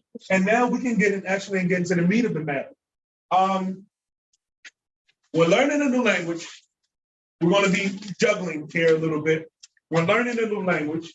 Of course, normally people want to take vocabulary words. So we're going to take vocabulary in two ways when we get this language after we get through the alphabet. The way we're going to take vocabulary, we're going to take words and phrases. The benefit of taking words and phrases, if you just take words and vocabulary, we're learning a new language, now you have to figure out, how do I put them together? So when you take ready phrases, situational phrases, this is better. So we're going to take situational phrases, and we're also going to take vocabulary. Vocabulary words are just for you to memorize and get used to. And while you're reading or listening, when I send out those videos for everyone to listen to, you're going to see if you can find some of those words in that and the phrases in that. The situational phrases. You know anybody that is out? Use them. Use them with one another. You guys know each other and talk. You know, test each other. What does such and such mean? What does that mean? What does that mean? In order to build up the strength of your use of the language and like that. Now, so we're going to take today, we're going to start on the alphabet.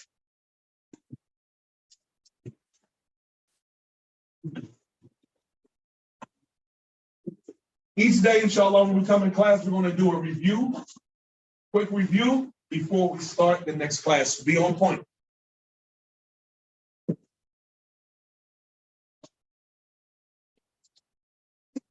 Oh, I wanted to make a point. Oh, yeah, well, I can make it right here. So now we're discussing the alphabet, right? In Arabic, all right, slow in every language. We move.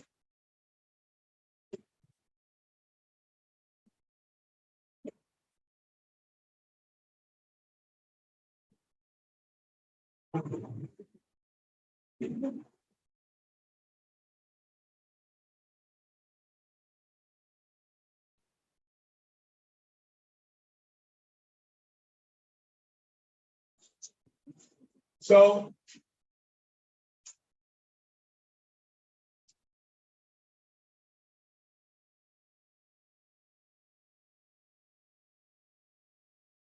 now, الحروف الهجائية, which means the Arabic alphabet. Now, الحروف الهجائية, the Arabic alphabet.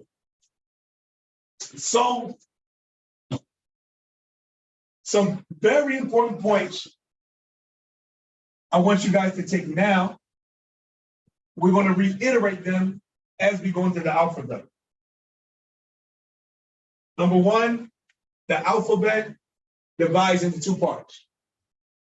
Number one, take this down. The alphabet divides into two parts.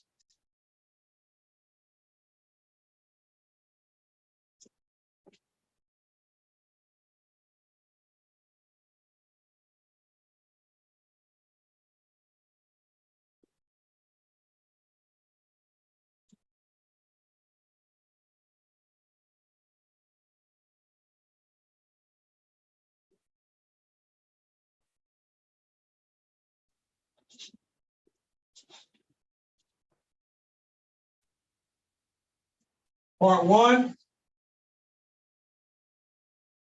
حروف المباني, حروف المباني, which means building letters or very simplified in English consonants.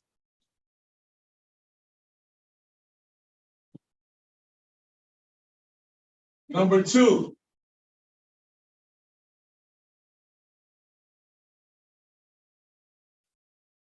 الحركات.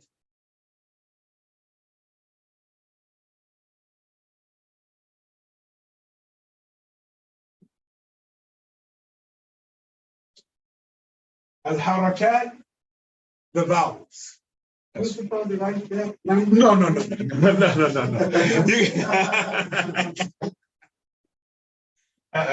Later on, inshallah. Later on, inshallah. Like, hold it. You just had a whole class today. It don't work like that.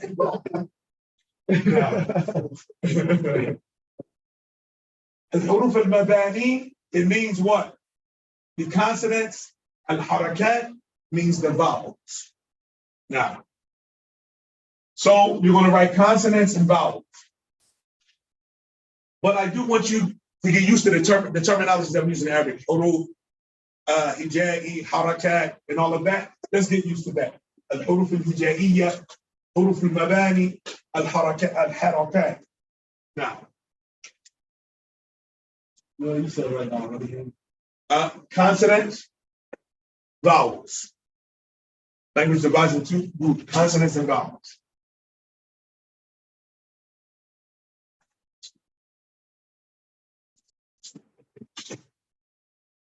While going into the alphabet,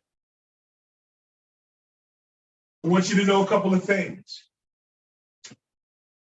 Number one, in Arabic, no consonant blends. There are no consonant blends in Arabic.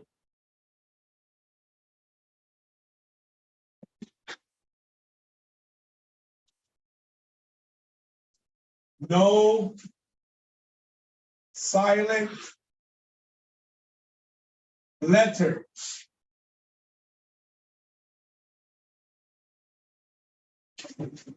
There are no silent letters in the Arabic language. When we get to the sukun and learning about the sukun, we're not going to say silent as many people do. We're going to say vowel-less. It doesn't have a vowel, but it's not silent. A vowel-less letter. We don't have silent, no silent letters. Number three.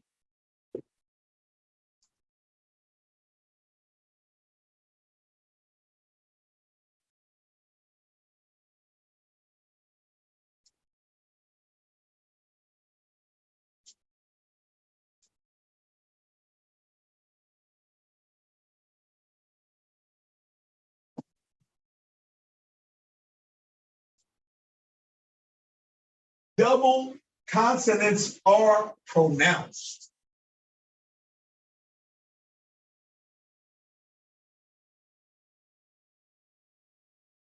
And there's some other things we're going to learn, but these are some of the main issues that we run into as non-native speakers of Arabic. The brain. The brain is an amazing machine that Allah Ta'ala created because the brain is always searching for familiarity. Why? Because the brain wants to make it easy on us to take on tasks. Its job is to make things easy. So when you get to a language, oh yeah, that's number 4.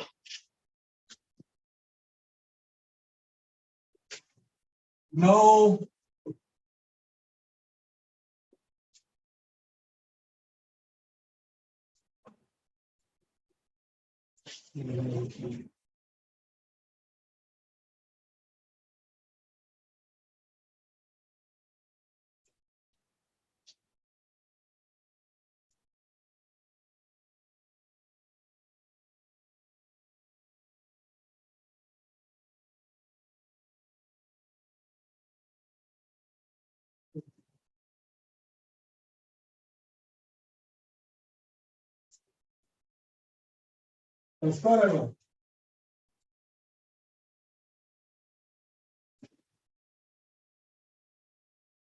There are no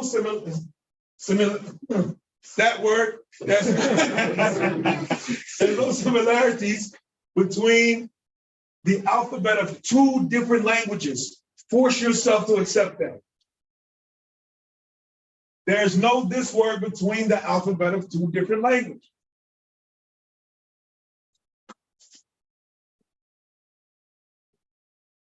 Very important to understand. For instance, Ra in Arabic. Ra is the Arabic letter.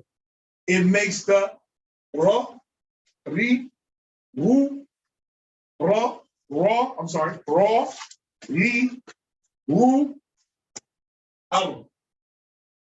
It is not R. Ra is a letter in Arabic. R is a letter in English. Adelaide in Spanish. Arabic is not Spanish, it's not English. They're all different languages. So do not, your brain is going to do this for you. Now you have to reprogram your brain. Your brain, what it does is, when you begin learning the alphabets of another language, your brain begins to look for, right there, and your language in order to get you to be able to say it. So your brain is going to tell you automatically to speak English. You're going to tell you when we get the R, you're going to say, oh, that's R. That's the Arabic R. So then what's going to happen is that you're going to pronounce R like R, right?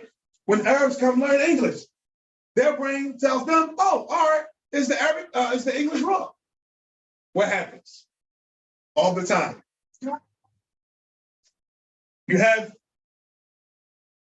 an English speaker. He wants to say the name, the Arabic name, which means generous or noble. Kareem, Kareem, Kareem, Kareem, Kareem, right? But he said that R in Kareem, Kareem, that's muraqqaqa, that's pronounced soft because of the kasra. He's going to say, oh, Kareem. So he's not going to say Kareem. He's going to say what? Kareem. Kareem. You're going to say, oh, that's Brother Kareem. Brother Kareem, Salam Alaikum, right? Because he's putting the R in the place of pronunciation, I mean the Ra in the place of pronunciation of the R. So he's pronouncing it incorrectly. Likewise, and then when the Arab comes and he's going to come, and then we're going to say, listen, welcome to America. We want to take you out to get some sweets. We're going to go get some ice cream. And then he's going to say, oh, Ice cream. Ice cream. So he's going to say ice cream. They're going to say, why are you screaming? Right? So this is the danger of mixing and thinking that this letter comes from the same pronunciation of another letter in another language. They're not the same. For instance, like even in Spanish, rolling the R, this is a rico. Rolling the R, this is like, you know what I'm saying? It's good. In Arabic, you don't roll the R, even if it has a shuttle. Then shuttle, don't say shuttle. No, it's not just like that. It's shuttle, not shuttle, like that. But if it was Spanish, perfect. Arabic, don't roll the R. Don't roll the R, right? And in Arabic, you don't pronounce the R harshly if it has a kasra, if it has that E sound on it. It's pronounced softly. Kareem, Kareem, Kareem, not Kareem, Kareem, Kareem. In English, the R does not have what? It doesn't have two levels. It's not, it's always hard. Rich, right, wrong is always hard. In the Arabic, the Ra in Arabic is not like that. So that's important. We're going back. Double consonants are pronounced. In English, we have words that have double consonants, like silly, S-I-L-L-Y, happy, H-A-P-P-Y. So in reality, writing the double L or not is equal. What is the other L there for anyway? I don't know. Why are there two P's in happy? I don't know happy. In Arabic, a word that has a double consonant, we're going to learn this shape right here called the shadda. Looks like small W. It goes over the consonant to let you know that's a double consonant. When you see that double consonant, you're going to say both of them. If we were to say happy in Arabic, if that was an Arabic word, we would say happy. Happy. That's the first P. B. That's the second P. Happy. Happy. We would say happy, right? Like that. So learning that, the English tongue is heavy, and because of that, it doesn't, right? We say dalla. Dalla means to point or direct. Dalla. Dalla. Dalla. Like dalil, right? It's different than dalla. Dalla. Dalla, which means to go straight or bald. We'll talk about the difference between those letters. Dal and bald. And like that, right? It's another one. No silent letters. So if you see a letter in Arabic and it doesn't have a vowel on it, it doesn't mean that that letter completely does not make a sound. It makes its original sound, but it doesn't have a vowel sound attributed to it. Like, it's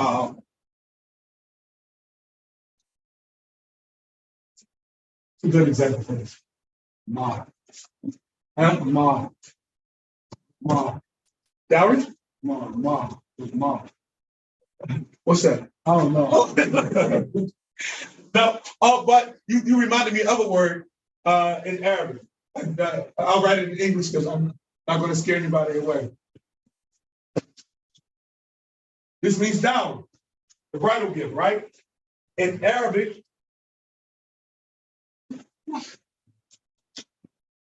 this has a sukoon on it. The ha has a sukoon. It's called ma. Ma. So the ha, you're not gonna say mar. You're not just gonna skip that mar. You're gonna say ma. So you still hear the ha. It doesn't have a vowel. You're not gonna say maha, maharun. You're not gonna say mahirun. You're not gonna say mahurun. You're gonna say ma, mahurun, which is ma, ma. So it's a silent, not a silent letter. It's a vowelless letter. Doesn't have a vowel, but it's not silent. Also in Arabic, you read from one side to one side. Jazakallah khair. Very, Brother Muhammad Cody, very important point. Arabic is written from right to left. As a matter of fact, the majority of old languages, original languages, are written that way. The original Kiswahili, before that region of East Africa was invaded by the Portuguese and then the German, then the English. They wrote Kiswahili with letters similar to the Arabic language. Same thing with Hebrew. Same thing with Amharic. Same thing with Persian, Lugha Farisiya, Persian. The same thing with Hebrew, Persian. Same thing with Urdu. All of these languages are written from right to left. These are very old ancient languages. Aramaic. These languages, and this is a point that a side point, you can take this as a side note, whoever wants to write it, whoever doesn't, you'll have to. But languages are families. Languages form families, they are families. The most wide family is what? The Semitic languages, the Hamitic languages, the Yafic languages, and so forth and so on. When the language comes from a language family, they share two things or one of these two things. Either they share the way the alphabet looks and sounds, or the way it looks, or the way it sounds. So either going to be both. The alphabet looks the same and sounds similar. Or it's going to be that the alphabet doesn't look the same, but the sounds are close. Or it's going to be that the sounds are different, but the alphabet looks similar and like that. A clear example, two close Semitic languages, Arabic and Hebrew. Arabic and Hebrew, very close.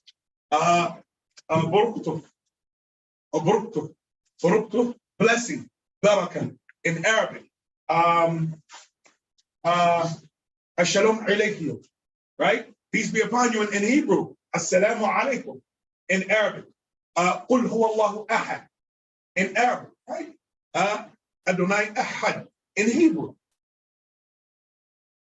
Very similar to sounds, but when you see the Hebrew alphabet, it's not written. It doesn't look like the Arabic alphabet. But the first letter in Arabic, Alif. The first letter in Urdu, Alif. The first letter, or they say Alif, but the same sound.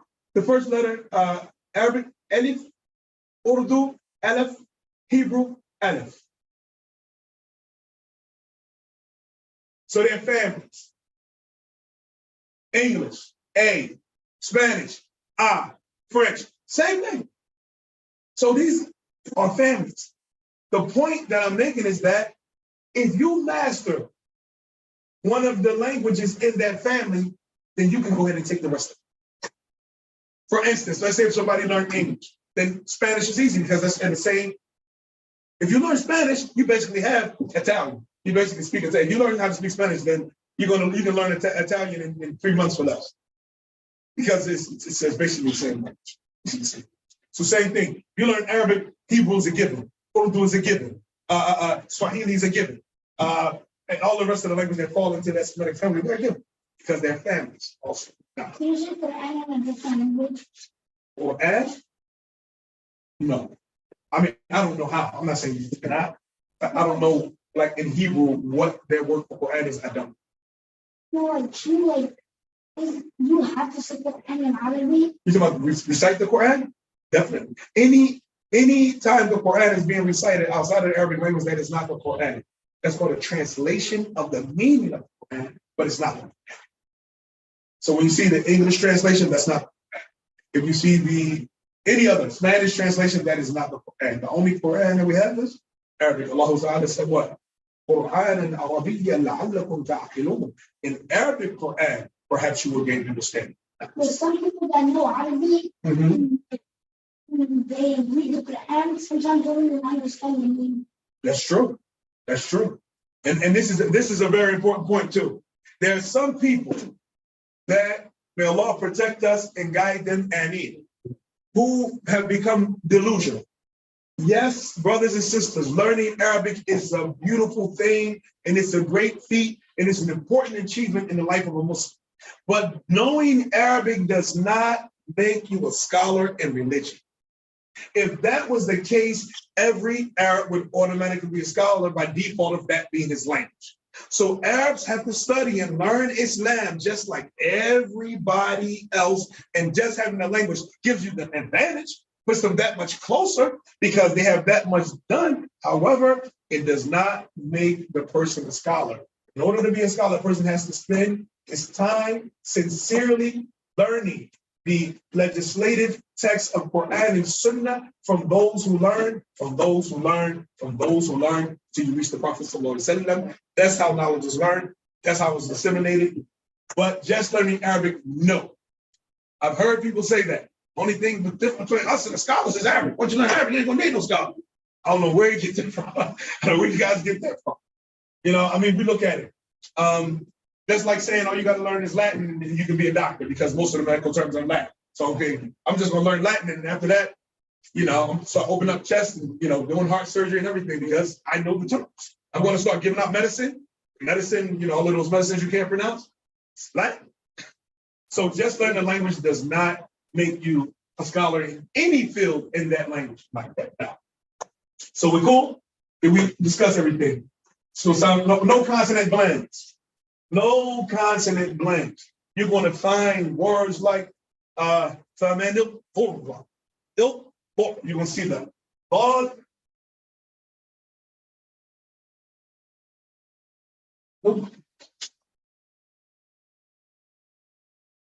Now, right? You're going to say ill.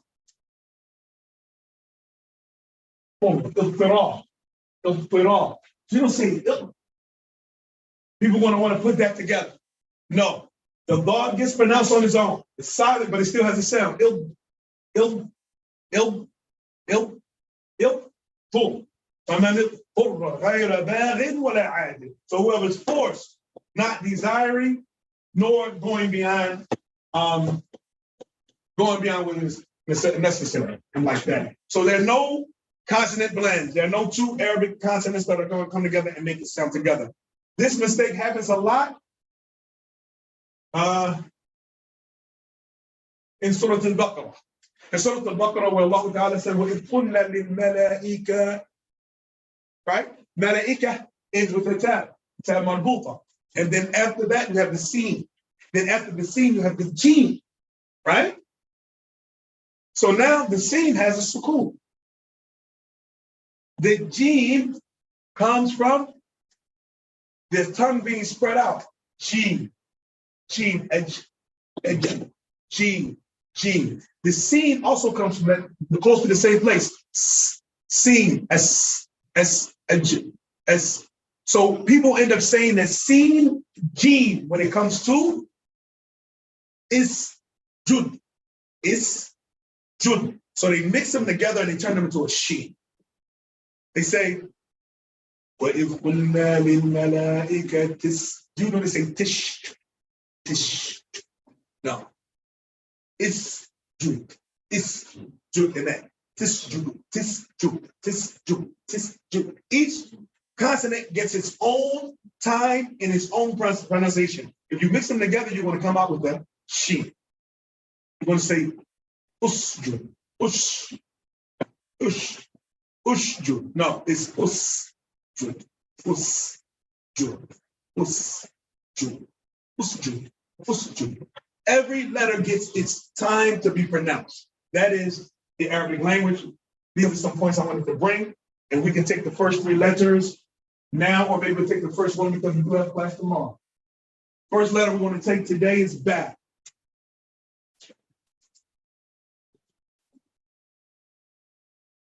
Ba.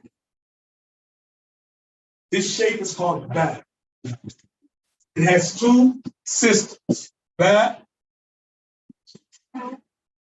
ta, ba. So when I say ba, that's the name of the letter. Name of this letter is ba. Ba.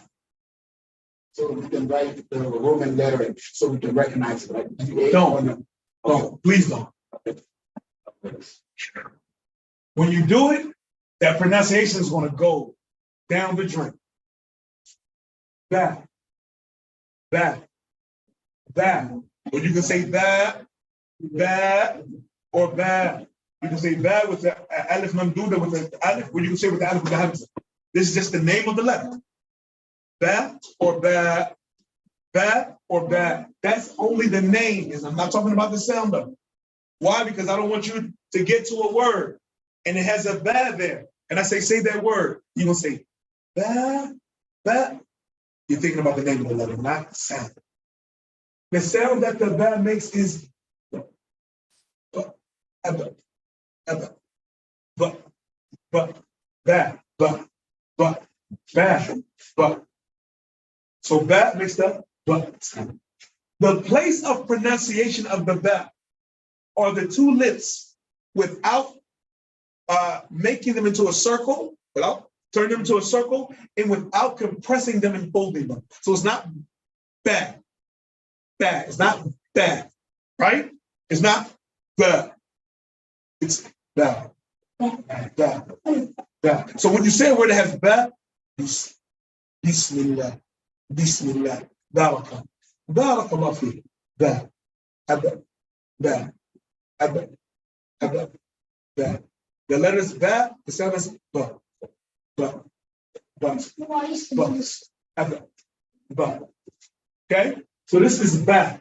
Place of pronunciation, once again, are the lips without making them into a circle, without folding them and compressing.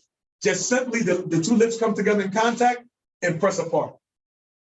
Ba, ba, ba, ba, ba, ba, ba. Okay. From the descriptions, and we're going to go over this just because it's getting late. Yeah. So we're going to go over these three in more detail, inshallah, tomorrow after we make a review. But that, but, it also has a specific quality, reverberation, meaning that when you stop on the back and it doesn't have a vowel, you're going to reverberate. But you're going to say, like I just said, abba, abba. You don't say abba, abba, abba. Why? We have many scholars of the past that Allah Ta'ala guided them to really study the Arabic language in order to teach it to others. So one of these scholars, his name was Khalil ibn Ahmed al-Farahidi. He took each letter of the alphabet because Islam began to spread and non-Arabs began entering into Islam. And they had many difficult pronunciation issues. So he said, how can we make these letters clear so that they can speak Arabic as an Arab?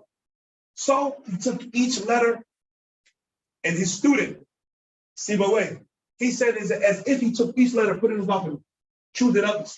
Where does that come from? How's that sound?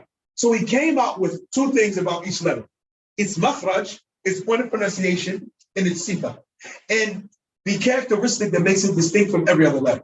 So every letter has a makhraj and then a sifa. It has a point of pronunciation and then it has a quality that makes you say, oh, that's definitely that letter. It's definitely not any other letter but that letter. And this is why Arabic is one of the only languages that I know of that without knowing the word, if you heard it, once you perfect, inshallah, the makharij, the points of pronunciation, or sifa, and the characteristics of each letter, you can hear a word and know how to spell it just by hearing. That's the benefit of learning a language in which each letter only makes one sound. It only can be that letter. If I say, oh, there's no other word in the Arab letter in the Arabic language that makes that. Ba, ba. So the letter makes a sound. Da, da, ba, ba, ba. There's no other letter that says ba, ta. There's no other letter that says ta, sa. There's no other letter that says sa, sa. There's no other letter that says sa. So now I can spell the word based on knowing the point of pronunciation and the quality or the characteristics of each letter. So that, from the qualities of that is qalqala.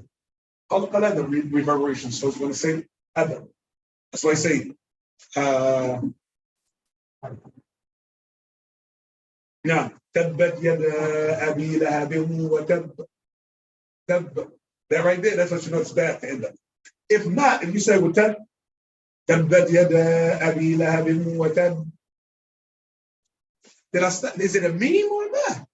Tab. Which one is it? Well, no. So bad. We're going to go more in detail about the makhraj and sifa of that, inshallah, tomorrow. Tab. Tab. Tab, the point of pronunciation is taking the tip of your tongue and putting it behind your those dentists in here, those two teeth in the middle, incisor teeth, right? Yeah, because these are the canine. The incisor, you put them behind your incisors where the gum line is. Tab, tab, tab, tab, tab. You're right behind your incisors with the tip of your tongue. Tab, tab, tab, tab. That's the point of pronunciation. And from the characteristics of tab is something called hems. Hems means like whisper, right? Hems is a whisper. It means that when you stop on tab, you go et. Not a hard one, it's just like a touch. You go et. And that's very important to know that it's not a death and it's not a thought. Like in sort of inshiqaq. إذا سماء انشقت. You just let that little hems out. That lets you know it's a tab. Right? So this is that. That.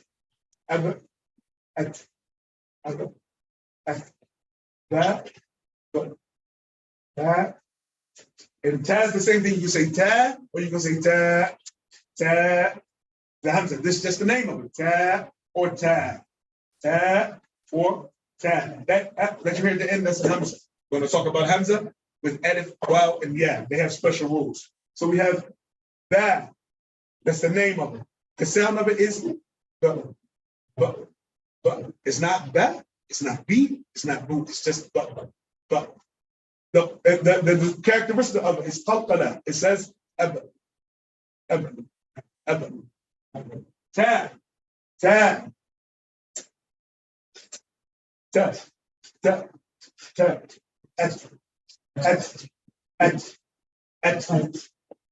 Next is fa. Fa. The tip. Now this comes from the tip of your tongue extending past your incisors. And then you pull in while pushing air forward. Fa. Fa. Not that. Fa. So the name of this fa, the sound of this, excuse me.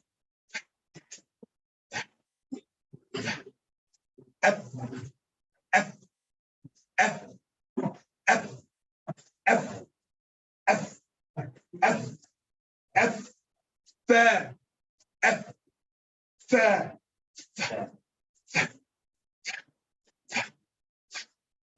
And that also, the Jerian and Nephis, from the descriptions of that is Jerian and Nephis, right? Helps it so, or Jerian and Nephis. It means that you restrict the sound, but you allow the air to flow. So the sound is restricted. I'm not saying I'm saying. So now my sound is restricted, but the air is coming. F, F, F.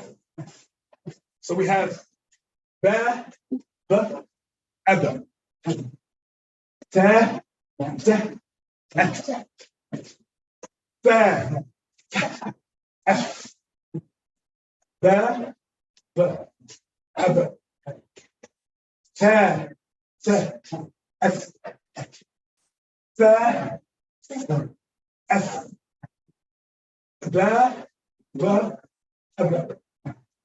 Ta, ta, F. Ba, F. Ba, ba, ada. Ta, ta, F. Ba, F. And these are the first three letters of the Arabic alphabet, of the consonants of the Arabic alphabet. But we didn't begin with Alif because Alif is a vowel. So we have some tricky rules that we're going to have to learn about that Alif in order for it not to be intimidating, because it can be intimidating. Oh, because the Hamza, you put it on the top, you put it on the bottom, you put it on the side, and everybody's like, okay, I'm done with this class. So we're going to start with the consonants. Again, I'll go through it again. Ba, ba, ba, ta, ta, ta, F. Now, so these are the first letters. Write them down. And this part, you have to write down. This part, these ones you have to write down. Okay, So I just want to point out certain things about each letter. go ahead. That has a dot at the bottom of it, right? Thank you. Jazakallah khair. Very important point. The nukta, the dots for each letter. So the ba has a dot underneath. It's like a bowl shape with a dot underneath. The ta has two dots on top. The ta is written like this with two dots on top. Excellent point. Jazakallah khair. The tha, same shape with three dots. So one dot on the bottom, two on top, three on top. Ba, ta, tha. That's very important because they do resemble one another. That's what I should have used instead of similarity, right? Resemblance. Okay, so ba, ba, ba, ta, ta, s, ba, f. Right? Be very careful of pronouncing the fa like the val. Then we're going to get that. There's different places for the tongue. But for the fa, your tongue needs to be just protruding from your incisors just a little. If your tongue is not coming up on the fa, you're not saying it. If your tongue is not coming up with fa, fa, fa, fa, right? Refrigerated in Arabic is thalaja, thalaja, thalaja, thalaja. Furniture. Athaf, athaf, athaf, athaf, athaf. Yeah, athaf, athaf. Now, right? Huh?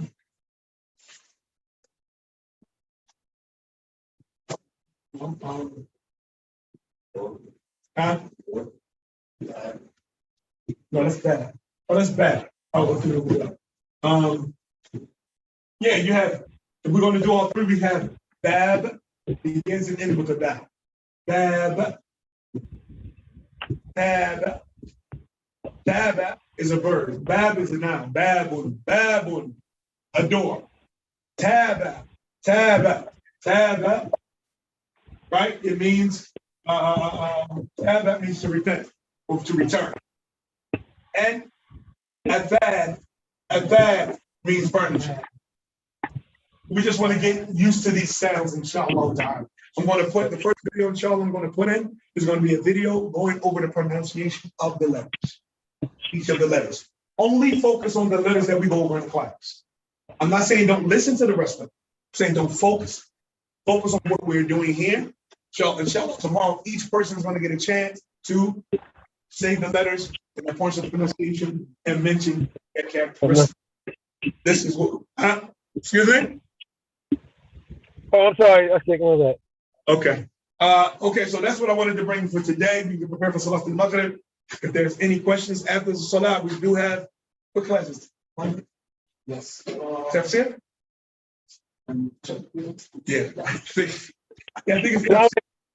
So we have Tafsir. Now. Could you give me a call, inshallah, when you get a chance? Yes, sir. Nah, give me a call. I got a question for you. So after class, we do have a tafsir class. We do a page on Mondays and a page on Thursdays of the Quran. We finished Al-Fatiha last week. We just finished Al-Fatiha last week. And yeah, so we're going to begin the first page of Al-Baqarah tonight. It's 5 ayat. We'll go over to the rich tafsir of that, inshallah. Tafsir, right? Yeah. The reason I plan, inshallah, everybody always have a determination and intention before you go in anything. The reason when I scheduled the classes, I made tafsir on Mondays and Thursdays because they are the days that our deeds go up. So I wanted us to be going to the Quran. Okay. Any questions about anything? You have a suggestion about, so since we're trying to learn it the proper way, that's what I'm saying, that maybe we need to focus on how to pronounce it, because as right now, some of us are new to it. Yeah. Never seen those before. Yeah. So the pronunciation is going to make it stick. Nah. The way we learn, right? Nah. So it's a recommendation that we pronounce more, individually more. Yes. So then we can remember it, because we don't have any other way to put it, so we can, like we said, remember it. Agreed upon. Yes. Agreed upon. Yeah. As a matter of fact, what I would like to do is in the next class, when we get to the point where we have to pronounce, I would like to stop the class and then what? And then re-record just from the part, so that when someone wants to go to the part where we're pronouncing, that's all they have. They don't have to sit through hours and hours of class. Okay? So that's what we'll do, inshallah. Jazakumullah khair. Any other questions? Online, any questions? Okay, we'll stop here so we can pray Maghrib. هذا وصلى الله وسلم وبارك على نبينا محمد وعلى آله وصحبه وسلم.